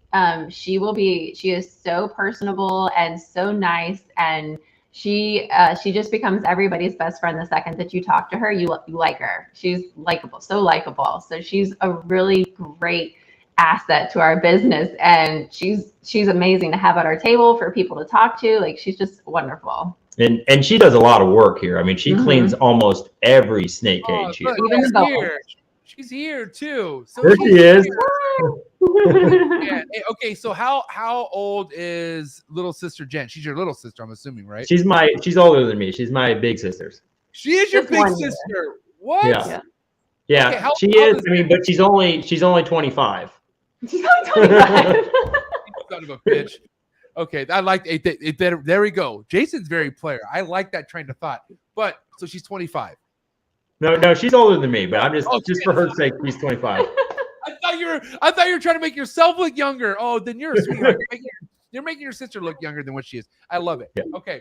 So, dude, I got to hear about this dynamic because, dude, I just talked about this on Unfiltered. And by the way, guys, please, we were talking about the podcast I started with Forrest, and that shit's up and cracking. So please go over to YouTube. If you're already here right now, go to Unfiltered Reptiles Podcast. Subscribe right now because we're up, back, and cracking every Wednesday, 5 p.m. Pacific Standard Time. But what I was saying is I was just on an episode last night talking about dude, I love what I do, but I need someone to I need to be watched. I'm not going to lie. Like there's just certain things where I'm like, I wish someone could be like, okay, MJ, go this direction, not that direction. And mainly merchandise, like stuff I could just be capitalizing off of. Right.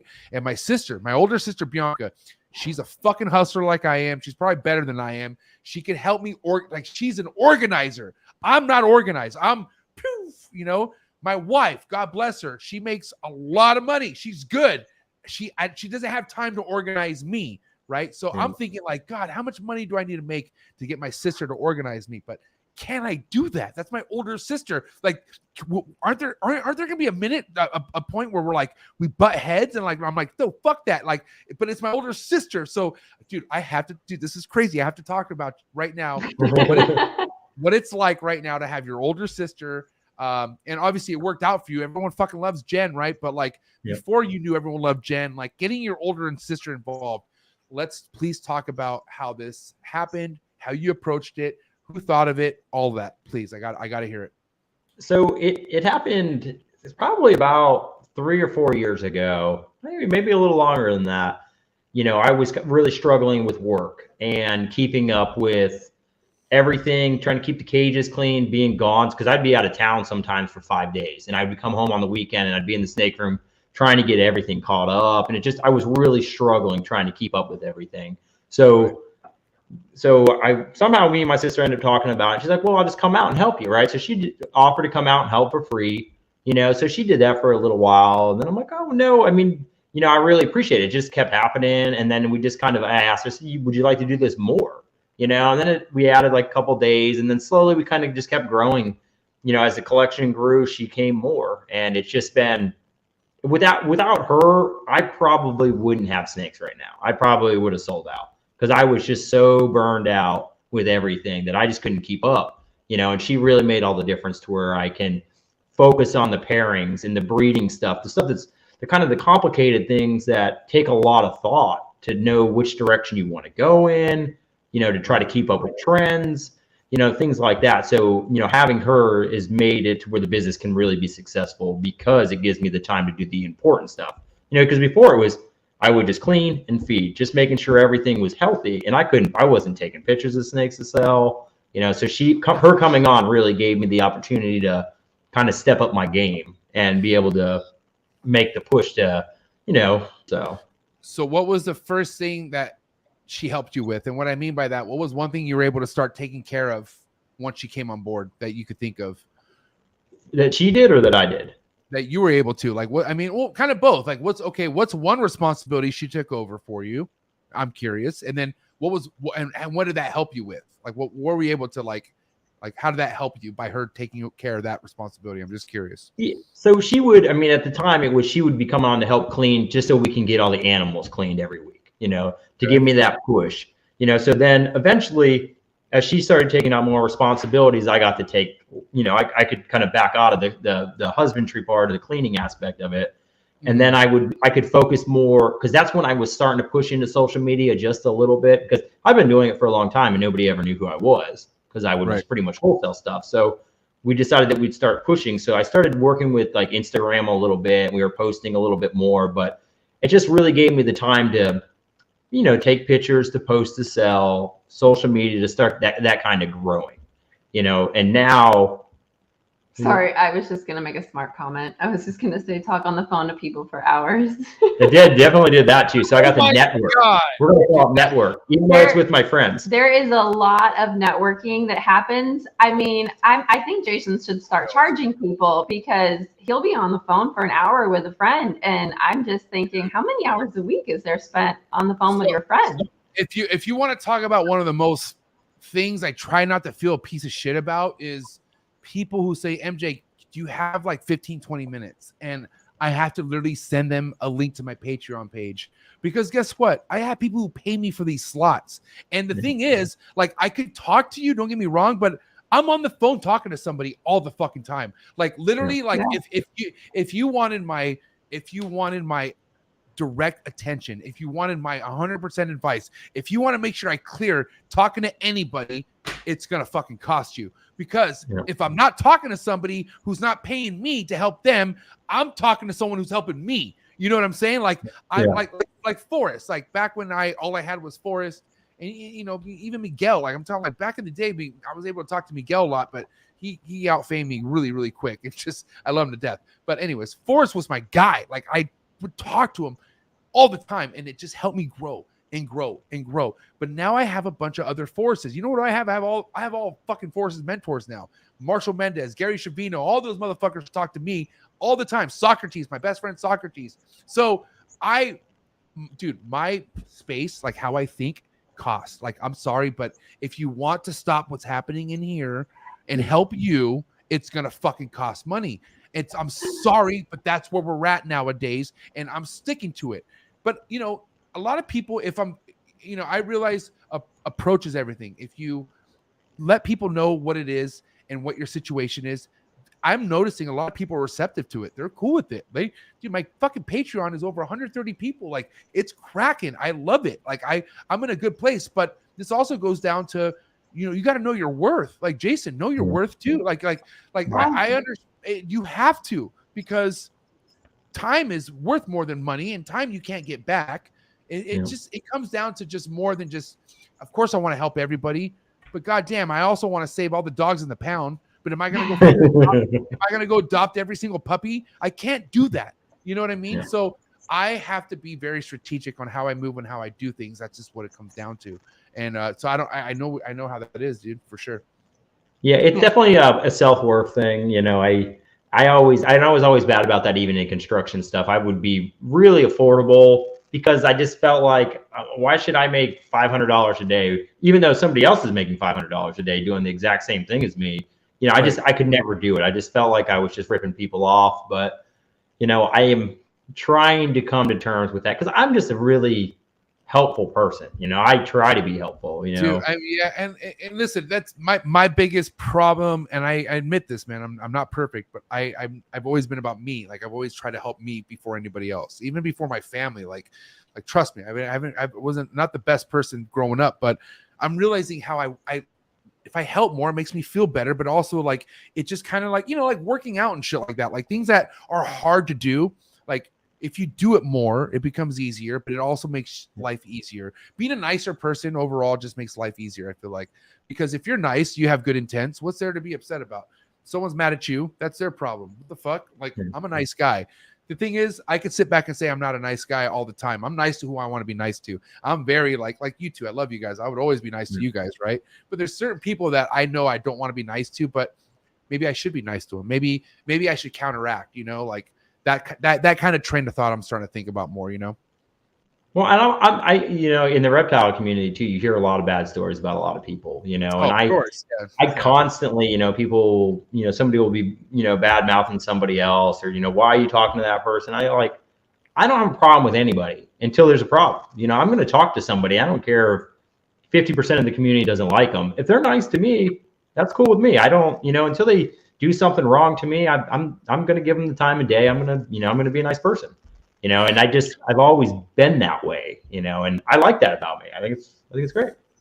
I know one thing that I'm starting to learn more and more is like a lot of this social media stuff. Like, don't let any of this shit get to your head. I can tell you that right now, especially like social media drama, any of that shit, because what is like a problem is not social media beef. That's nothing. That is like, that shouldn't be anything. Like, and the thing is, if you put yourself out there more in the limelight, drama will come hit you. Like it is what it is. It's just, it comes with the territory, like look at the shit Barczyk goes through and but understand that there's other versions of Barczyk that are the worst. Right. So it's like, it's a dangerous game to be a part of, but at the end of the day, is there really an issue? No, there ain't no fucking issue whatsoever. Because a lot of these people who feel a certain type of way, even about you or what you do, they don't have that energy in front of you. They don't have that kind of like same, like, because if it was a problem, they'd deal with it. But I got to say is like, a lot of people, they try, like me, I needed an escape. My escape was the reptile game, right?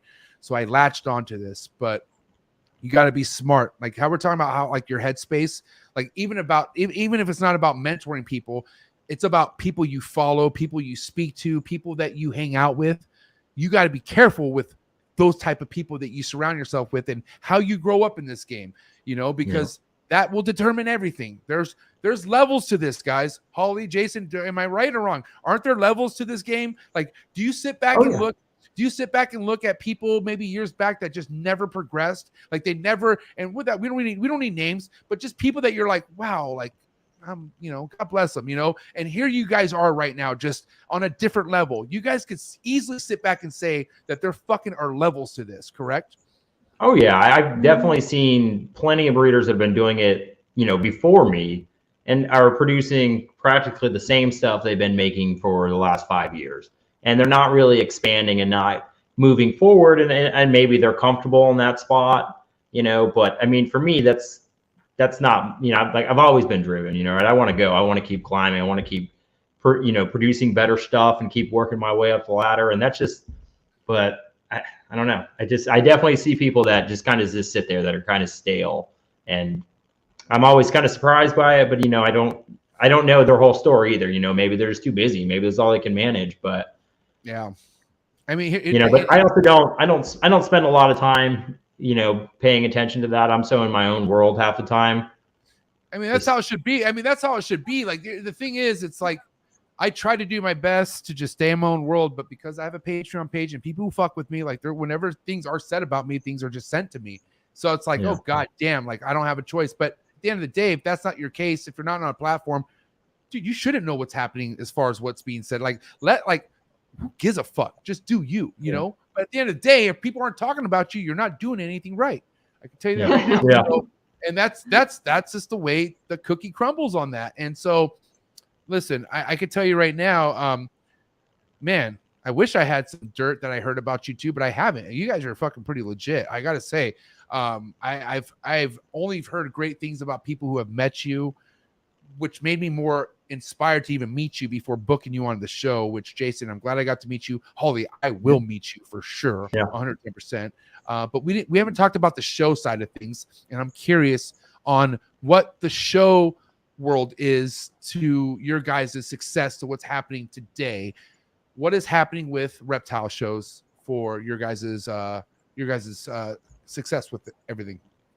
Okay. For the most part, the shows, we kind of did them. I mean, it was an outlet to move animals, but we mostly did it to be, present. And so people could get FaceTime with us, meet us, and actually, understand our character, and who they were buying from, things like that. That's why we originally started doing it. And now for us, it is a decent way. We move a pretty, large portion of animals at shows. This year has been, better, the best year for us with the reptiles at shows, but also the collection is much stronger this year. We're making more of these high demand animals. So that's helping a lot, but No, I was out of here. Little one's up. Oh, shoot. Okay. Yeah. Thanks, Ollie. Appreciate you. Bye. She might be back. She's so But gangster. so that's kind of what the shows were for us. So I mean, like I said, we always did. It mostly just about getting out there, getting our name out there, and just trying to build a presence, with our social media stuff too. But just trying to get out there so people can meet us. Because I felt like it's a big thing. Like, especially if somebody's looking to go buy, let's just say it's a $10,000 snake. Well, you never heard of me. You're not going to want to buy it from me on Morph Market. Or you can ask people, and I've done business with enough people now that you can get a good review about me. But before it wasn't the case. I had people back in the day that wanted to buy high-end animals, but they never heard of me. I didn't have social media, so they wouldn't buy stuff from me. They didn't trust me. So, that's why the shows, that's kind of why we started to really push the shows. So, and we do a lot of the NARBC shows, and then we do a few small shows in Florida, and then we obviously do the Daytona show. That's my favorite show because it's close. Because it's so many different kind of it's like almost badges of respect you get into this game, right? Like one of them, obviously, which is for the most common first badge that people get, is building a solid social media presence, right? Like, okay, you're good at posting animals you keep, and then you're good at posting animals that you produce, and then you even produce some animals online, right? But then what's your presence at a show? That's just as important. Like as much as you're known in social media, without actually showing your fucking face at a show, you're really not helping yourself at all. Like you have to make that just as important as how you're pushing the social media platforms. Does that make sense? Yeah. Oh yeah, for sure. And that we, probably about 4 or 5 years ago is when we decided that, we needed to change our show display, right? I made my own acrylics, back in the day, and my towers and stands. I made all that stuff back in the day, and but it wasn't like an ARS setup, it wasn't super clean. It wasn't perfect, so we decided that we were going to go and, have a better representation of ourselves. So we ended up buying tablecloths and banners and started making t-shirts. And, now I think we have an amazing setup at shows. I think it looks super professional. It looks really well done. I'm so OCD about stuff. I got to put stuff on there. I'm measuring my lights, making sure everything's exactly the same measurement, and, to me, that makes a difference. I notice things like that. Most people probably don't, but, I like that kind of stuff. I mean, it's kind of like, man, it's your debut. Like, it's like here, this is my chance to show what the fuck I've been doing or what I'm made out of. It's a big deal. Like, I definitely, like, for me, bro, like, I've never been a fan of vending for multiple reasons. One of them because, like, I'm just the transportation of animals scares me. Like I'm okay with the local show, don't get me wrong, but god damn it, shout out to the motherfucking Bob Voos and Steve Morse and the people like the Josh Jackies, man, who like literally go on goddamn and wait, hold on, you've done Texas too, haven't you? Yeah. So you're in the same realm. This is you. Yeah. I'm talking about you. So bro, this is ballsy shit to do, bro. Like, but it has to be for a reason. Like, this is obviously making sense to continue to do if you're doing it. Yeah, I think we're getting to a point where we probably don't need to do shows. We could probably just do most of our stuff online. But it's weird because I don't like being around a lot of people, right? I'm stressed out when I'm around people. I get wiped out at being at a show for the weekend. Just so many people to talk to. I just get wiped out. But I enjoy meeting new customers. I enjoy hand delivering snakes and talking to people about projects and trying to help them. So for me, I really enjoy doing the shows. So I think we'll probably continue to do them, even though we don't really probably need to. But it also keeps us relevant too. And not everybody goes on Morph Market to buy snakes. Right. Some people I love buying high-end snakes in person. I'd rather buy them that way if I can, just so I really know what I'm getting. So. Jason, one thing I love about you, man, I feel like you are somebody to help others get their name out there, especially if they earn your respect. I want to say somebody that you have on your page that you recently shout out. I don't know how recent, but, shout out to Anthony Joyner. Anthony Joyner was somebody recently on my New Breeder on the Block series, and really cool guy. Like, the guy was like, you understand, like, a lot of people, especially in his shoes, who are new into this are like nervous and they're like, man, like, like I got to get, all this preparation. And he's just like, dude, just so you know, like, I'm just chilling, man. Like, I'm just having fun. I'm like, bro, this is perfect. I mean, there's levels into doing this. Some people don't give two shits. I mean, not that he doesn't, but he's having fun. He's super laid back, like a very laid back guy. And so I had a great fucking time having Anthony Joyner on the show. But I'm just curious, shout to the up and comers. What's your relationship to Anthony Joyner? Yeah, so so I actually drove to Texas to deliver his snake to him.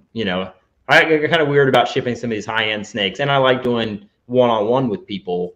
Right. So like you said, I mean, he's so calm. He has such a positive energy, just so chill. I mean, unfortunately, when I was there, I was actually sick. I had COVID. Which he was cool about. I'm like, hey, you just want me to drop the snake off and run? He wanted to hang out, so we got to look at all the snakes. We went out, got food, and it was a great time, even though I felt like I was dying most of it. But he's a great guy. He ended up picking up something for me. I can't remember if it was probably Arlington before that, before I delivered that snake to him. But he was just a great guy. He messaged me a little bit online before, he bought his first snake, and he's just a really great guy. And he definitely he's definitely bought some really powerful animals. So he's got some nice stuff coming up.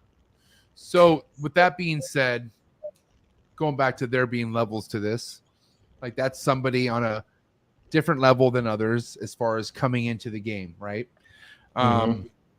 With somebody like that, are you more prone to like, I don't know how close you guys are, but like, are you wanting to try to help him more, or like, are you putting yourself out there more with somebody like that just because you see the potential, you see the influence and all that stuff? I'm just curious.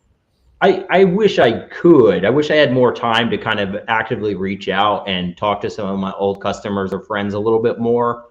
But obviously, like any customer I've ever had, I have no problem helping them. If they want to call me and ask questions about stuff, I always help people. I help ID stuff. I try to help people whenever I can, especially if it's a customer of mine. I do it to people that I've never even met or heard of, too. But, somebody like him, I definitely, I enjoy our friendship, even though it's not we don't really know each other that well. But over the course of his time, I'm sure we'll do more deals together. We'll talk more. He's a great guy. Another person is Danny and Renee of Portuguese Pythons, right? Oh no, you didn't.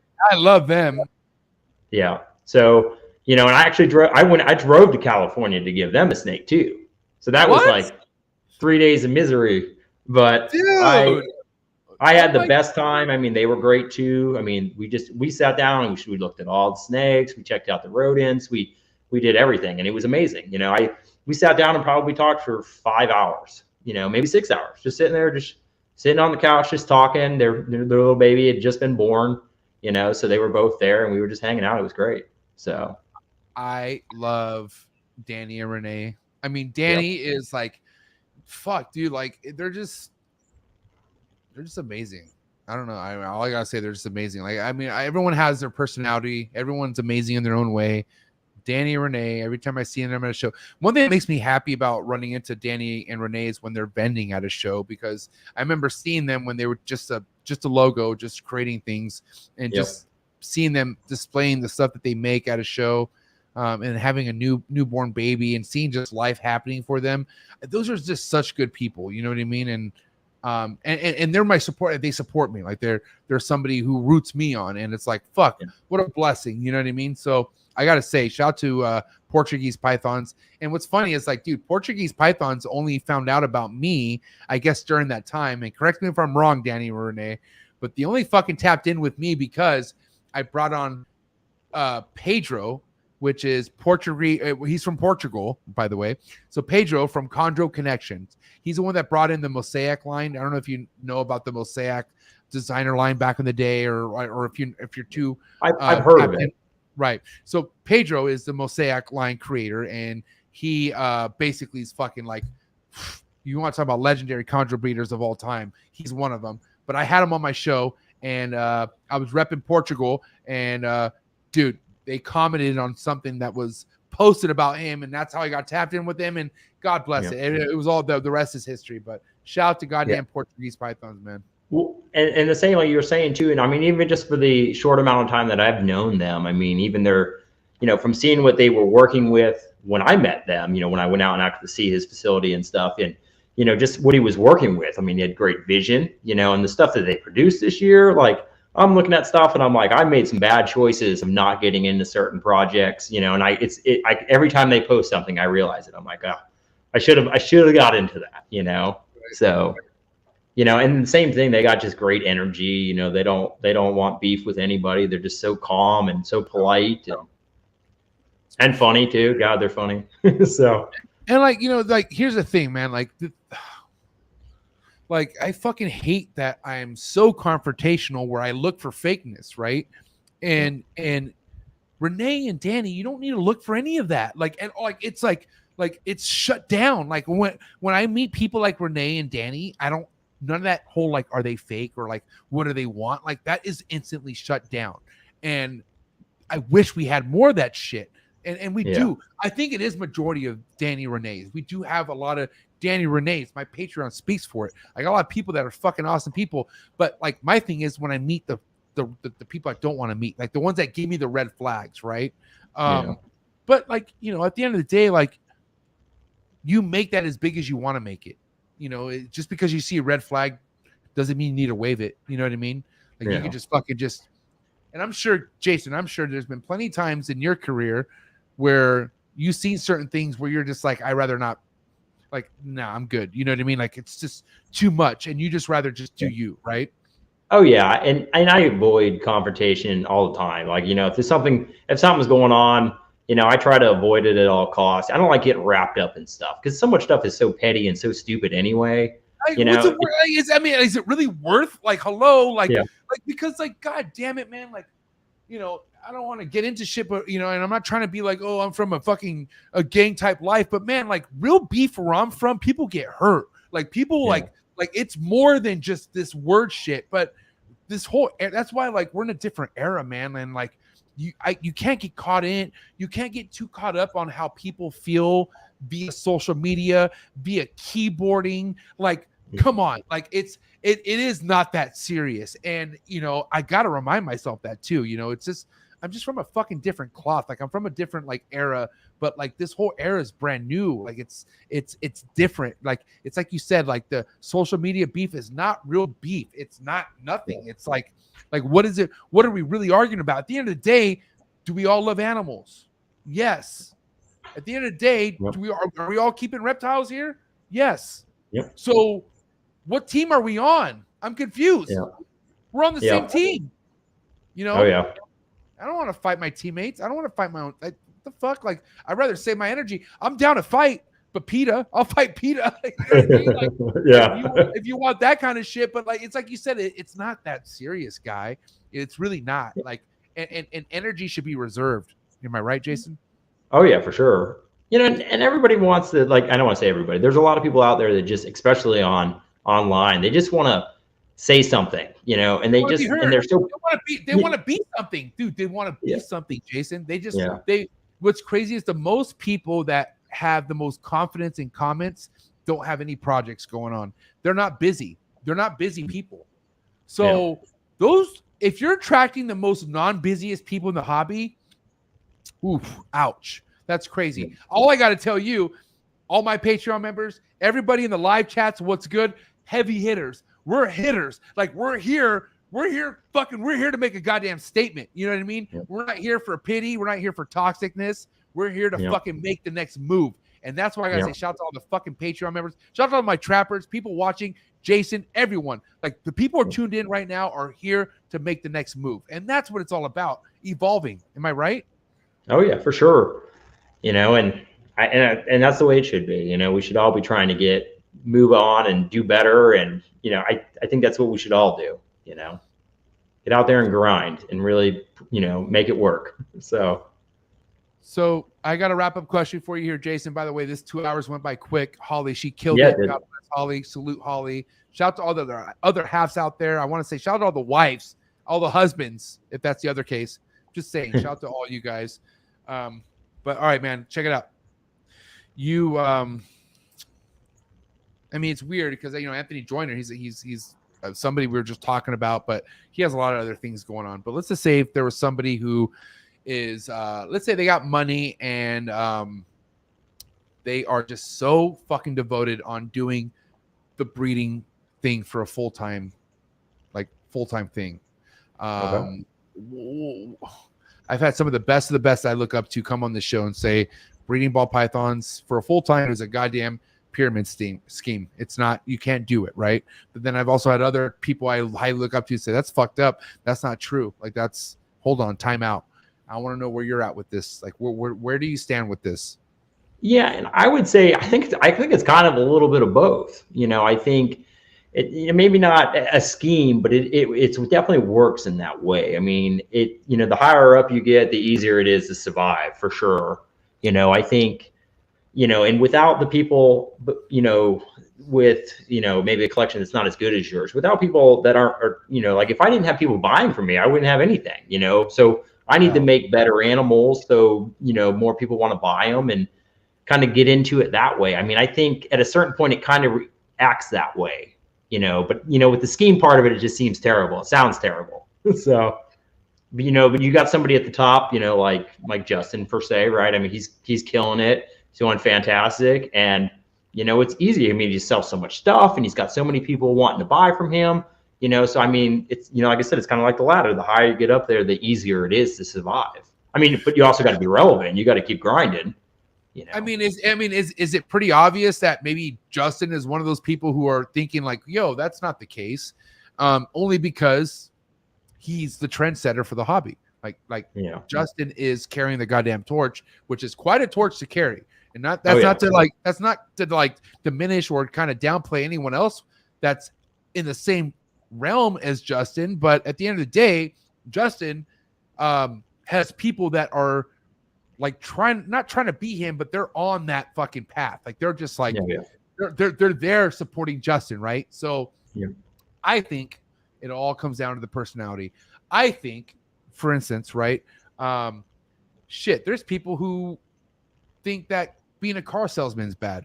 Is it? What kind of car salesman are you? What kind of car are you selling? It all comes down to what the fuck it is that you're doing. I know some car salesmen that have a fucking pretty luxurious life. I got to tell you that, but they do it in a certain way. They sell a certain car. They have a certain industry that they're in. It all depends on you. And I think that's what it comes down to, bro. Like your personality, here's the thing. I'm starting to fucking realize with this mentorship that I'm doing, right? Like I have a certain tier on my Patreon page where I will mentor you on certain things, right? But some people just don't have that fucking, you know what I mean? Like they don't, like what you're trying to tell them, they don't, it doesn't compute. And that computeness is nutting the fuck up and being a sav and realizing that all I got is me. And I said, bro, God damn it, man. Jason, I mean, you look pretty, you work out. What's going on with your fitness? I'm curious. Like, you don't look like you're too out of shape, but I mean, do you work out? I used to work out a lot. And now most people don't believe it, but I work out maybe just recently. I started working out maybe once or twice a week, maybe. Before that it was like twice a month, but I always did really physical work. And at a point in my life, I worked out 7 days a week, 3 hours a day. I mean, in high school, I was on a weightlifting team, even though I was, like 140 pounds of nothingness and bones. I thought I was the shit. I wasn't. Clearly, I look at pictures, I'm like, man, I was like nothing. But, but it's like I definitely, I do work out, and for me, it's a mental thing. I have to work out. It kind of centers me. I was used to doing it for so long. I just need to continue to do that. So I'm trying to get back in a little bit more of a rhythm, but it's hard, with all the stuff, all the responsibilities out there. So. But here's the thing: responsibilities are only going to get thicker for you, right? I see, Jason, more money, more problems. Am I right? That's true. So, but here's the thing, bro. Like for me, like I've been so dedicated with the growth of the snakes, the growth of the podcast. Like it's like shit, dude. I do a vlog every week. Like I'm just fucking.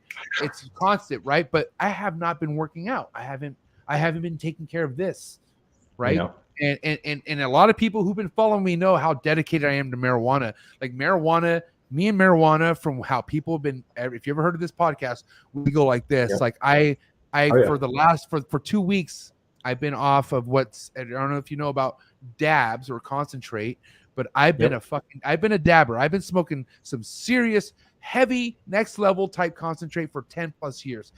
And to the point where I felt like, why should I not do it? Like, I'm like, hello, I don't need to not stop. But man, I've been 2 weeks off of it. And guess what's been able to help me not even be concerned about that I'm not smoking it is working out. I wake up, as soon as, obviously I want to, I wake up, I want to smoke. I would wake up and smoke. I would wake up at 4:30 a.m., smoke a dab, and just start doing computer stuff like a zombie, right? But that means at some point at the day I crash, right? I always have a crashing point. Dude, now I wake up and I fucking go to the gym. I just go to the gym. Mind you, it's only been 2 weeks since I've been doing this. But ever since I've just been going to the gym, I get too tired to even think about smoking. It's fucking awesome. And I feel like working out should be a part of everyone's realm. You got to put yourself in a position where you don't want to be doing it. Like you should start your day doing something you don't want to do. And if you accomplish it, watch how easy the rest of the day is. Oh yeah. Well, they talk about that, like even like motivational speeches and stuff like that. I just recently started listening to some of that stuff to kind of give me a little bit more edge to try to get back in the gym a little bit harder, because I mean, at the end of the day, you got to take care of yourself. And if you go to the gym and it's an easy workout, I mean, you're not really doing anything. Like you got to push yourself. You got to go through, and grind, and it just makes you mentally stronger. You're more willing to do something, go against adversity and keep pushing. And, it just gives you the strength to keep moving. I think it's really important for people to work out. And, I don't eat that great. I should eat better than I do, Amen, brother. But you don't think I have a number fucking 7 combo meal at the taco shop ready to go in my mind right now down the street? Yeah. Guess what? I'm going to wake up at 4:30 and put that work in the gym. But like, I didn't think like that 2 weeks ago, bro. Like, and that's the thing, like, the more work you put into something that you don't want to do, but it's good for you, that's what you need to do. Even like me being a nice person, like, I don't want to be nice. Like, it's so easy to be a dickhead. It really is, bro. It's fucking, God, I could put my feet up like this and just be a dick all night, all day long. It's fun. It's actually fun, right? But it's not cool though. It's like, it's really kind of like contradicting on what you're trying to do. I'm trying to grow and I want to encourage other people, and being a dickhead doesn't encourage people sometimes, you know what I mean? So you got to balance it out. And I look at the challenges are something that you should make yourself before they come to you. Life is going to challenge you, bro. Am I right? Hey, listen, you could be a fucking little trust fund baby. You could be little Mr. fucking, I don't know. My dad's Justin Gabelka. I'm the king of the world. But guess what? Dude, life is going to come. Life is going to fucking hit you. You're going to get your feet are going to get swept. And what are you going to do? So if you create challenges for yourself right off the bat and you get used to just challenges, you could handle life better. Like you could actually handle life how people could, handle it without having to fucking kill themselves or something, Yeah, living with adversity is not necessarily the biggest problem. I mean, yes, it sucks when you're in problems, but when you get through a problem, if you don't give up, it makes all the difference in the world. It makes you headstrong. It makes you confident. An easy life is, not really beneficial. It's nice that you can grind and get there one day.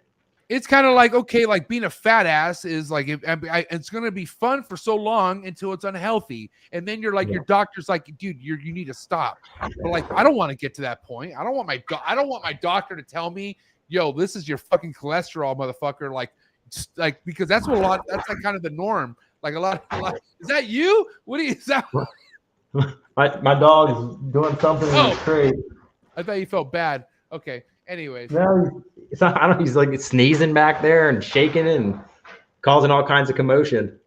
God bless. I hope it's not Nido. I'm just kidding. All right, listen, dude. Listen, 2 hours. We're deep. We're good. This was an amazing podcast. I do have hot seat questions for you, Jason. You can't just leave and fucking just talk to Holly on how you guys just killed it. You have to. Unfortunately, she's not here to fucking help you get through this. You're solo, bro. Yeah. So here we go.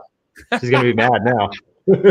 Guys, listen. If you're just now tapping in and just catching the late of it, hit the like button. Let's get the likes up. The likes are By the way, the likes are up. The likes are over 80 now. We're good. We're in a good place. Okay. But I got to say, still, hit the like if you haven't yet. Hot seat questions coming in for Jason Kittinger. Yep. You got it. Yeah, let's go. Here we go. Hot seat questions for Kittinger Reptiles coming in hot. You ready for this, Jason? I'm ready. All right, here we go. Frozen thought or live? Live. A cut or no cut?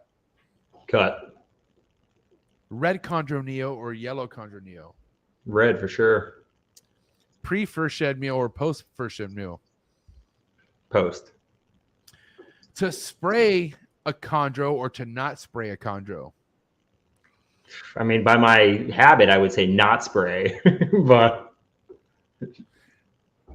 Yay imports or boo imports? I say yay imports.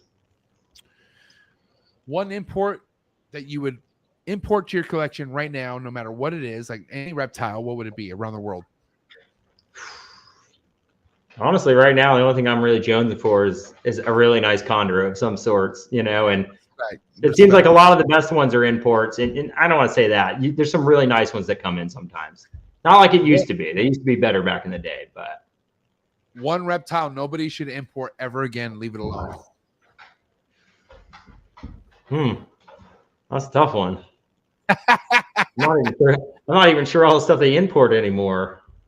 I'd say don't bring any more ball pythons in. We don't need no more of those. We got plenty. Oh shit, Dave Kaufman, you better stop, buddy.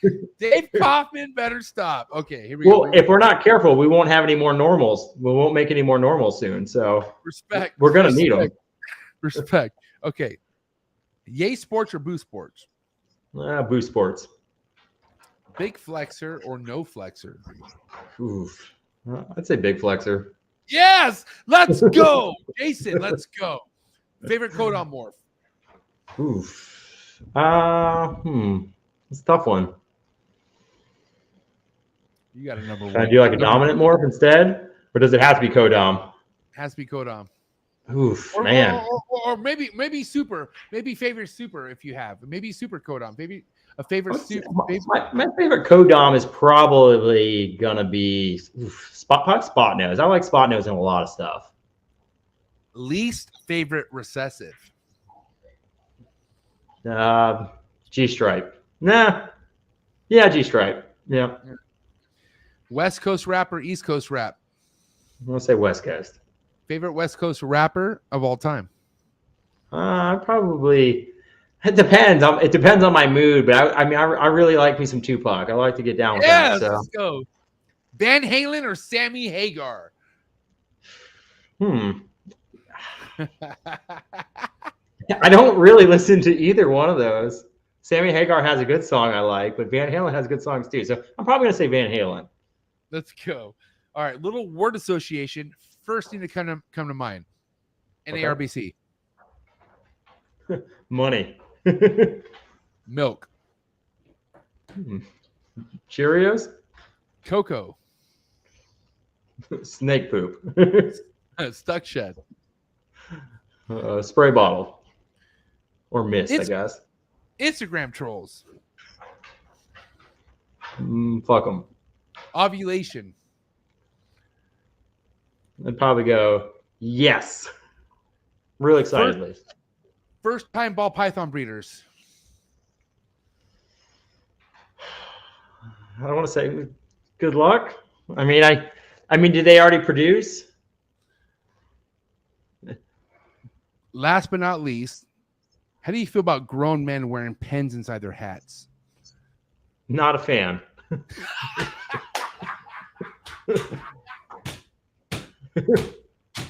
Oh my God, he killed it!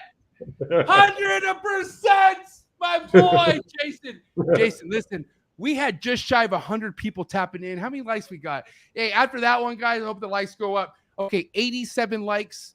What do you have to say to all the supporters out there? Everyone tapped in, everyone showing you love. What do you have to say? I just want to tell everybody thank you for, joining in, and, if you haven't met me, listening to me, and, hopefully I'll get to meet you guys someday, at a show, you know, and I really appreciate the support, and especially, you know, supporting MJ, you know, I appreciate the opportunity, and same thing to you, MJ. I really appreciate the time. I mean, I was pretty nervous. You know, this is not something that I'm real comfortable with, but, you know, I like to try to, like I said, I got to put myself out there. I got to try. I got to push. So. Yeah, I mean, dog, I got to say, you fucking killed it. You and Holly killed it. And Jason, at the end of the day, this will not be the only round that you're going to have here on Trap Talk. I'm going to bring you back on this show for sure. And we're going to tap into some more stuff. More importantly, in person. Listen, I didn't even ask you Daytona. Are you a Daytona guy? Do you go to Daytona? Because that's one place I will be at for sure. Yes, it's actually pretty close to me. It's only about an hour and 10 minutes. So that's one of my favorite shows because it's close and it's big. You know, and I've been going to that show. I've been vending there for a long time. I mean, we started, like, when I was 17, I would vend with my teacher, you know, and I've vended most of those shows from there to here, you know, mine is probably like 5 or 6. So I've vended a lot of shows there, probably 15 times. So. Well, I'm going to see you. So then you would say for sure the next show you would be at that anyone could possibly catch you at would be what show? I'm going to be in St. Louis next weekend. So.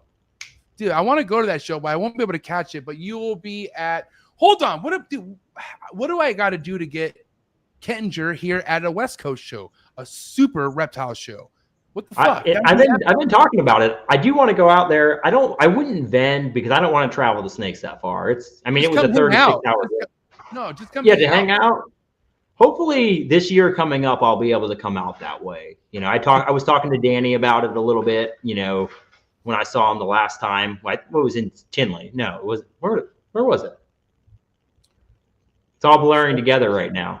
So, for sure. Listen. Danny Renee have hologram VIP passes to Trap Fest 2023, which is in June. Could you possibly make it in June? In which, by the way, it's the weekend of Anaheim Super Show, which is one of the biggest shows. So maybe June, possibly get you and Holly out, maybe even Lincoln. Bring the kid. Yep. Let's go. Bring them all out. I'd be scared to death to get on a plane with him. Oof. Dude, and we got Jen. We got to bring Jen out too. Let's bring Jen. Come on. God bless Jen. But who's going to watch? She wants to go. Yeah? She'll want to go. Hey, listen, I think Jen might earn her own new Breeder on the Block series here in the next year or so. Keep up the good work, Jen. I got to say, shout out to the relationship between you and your brother. But, man, what a great episode. Jason, I know you got fathership duties ahead of you. You got to go be with your wife and do what you do. But, listen, keep doing what you do. I got to say, I'm inspired by what you have going on.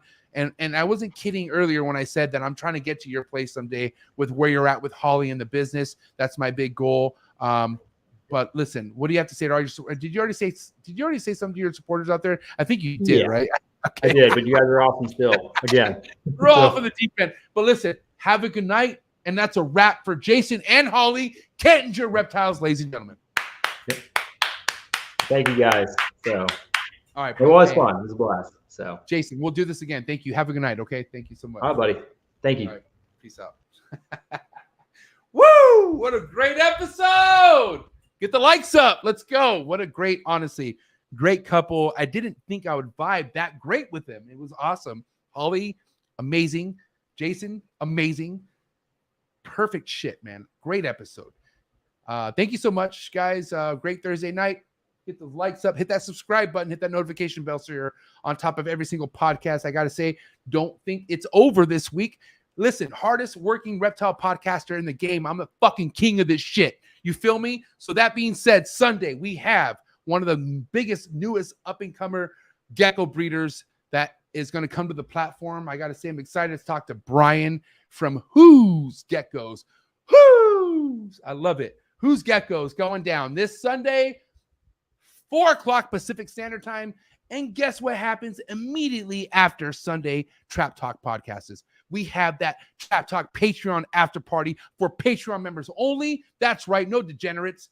Only the Trap Talk Patreon family invited to the after party. So guys, if you want to tap into this, if you're somebody who's trying to get a fucking name known, if you want to grow, bottom line, if you want to become a part of something that's just a part of a wave, go down to the link. Click on the Trap Talk Patreon link and become a part of the family. As soon as you become a part of the family, you get a link to the Discord with over 130 trappers in the building Thank you to all my Patreon members. I love you guys so much. It's ridiculous. Make sure you guys go give me a follow on Instagram at TrapGod619, personal page, TrapGod619 on Instagram.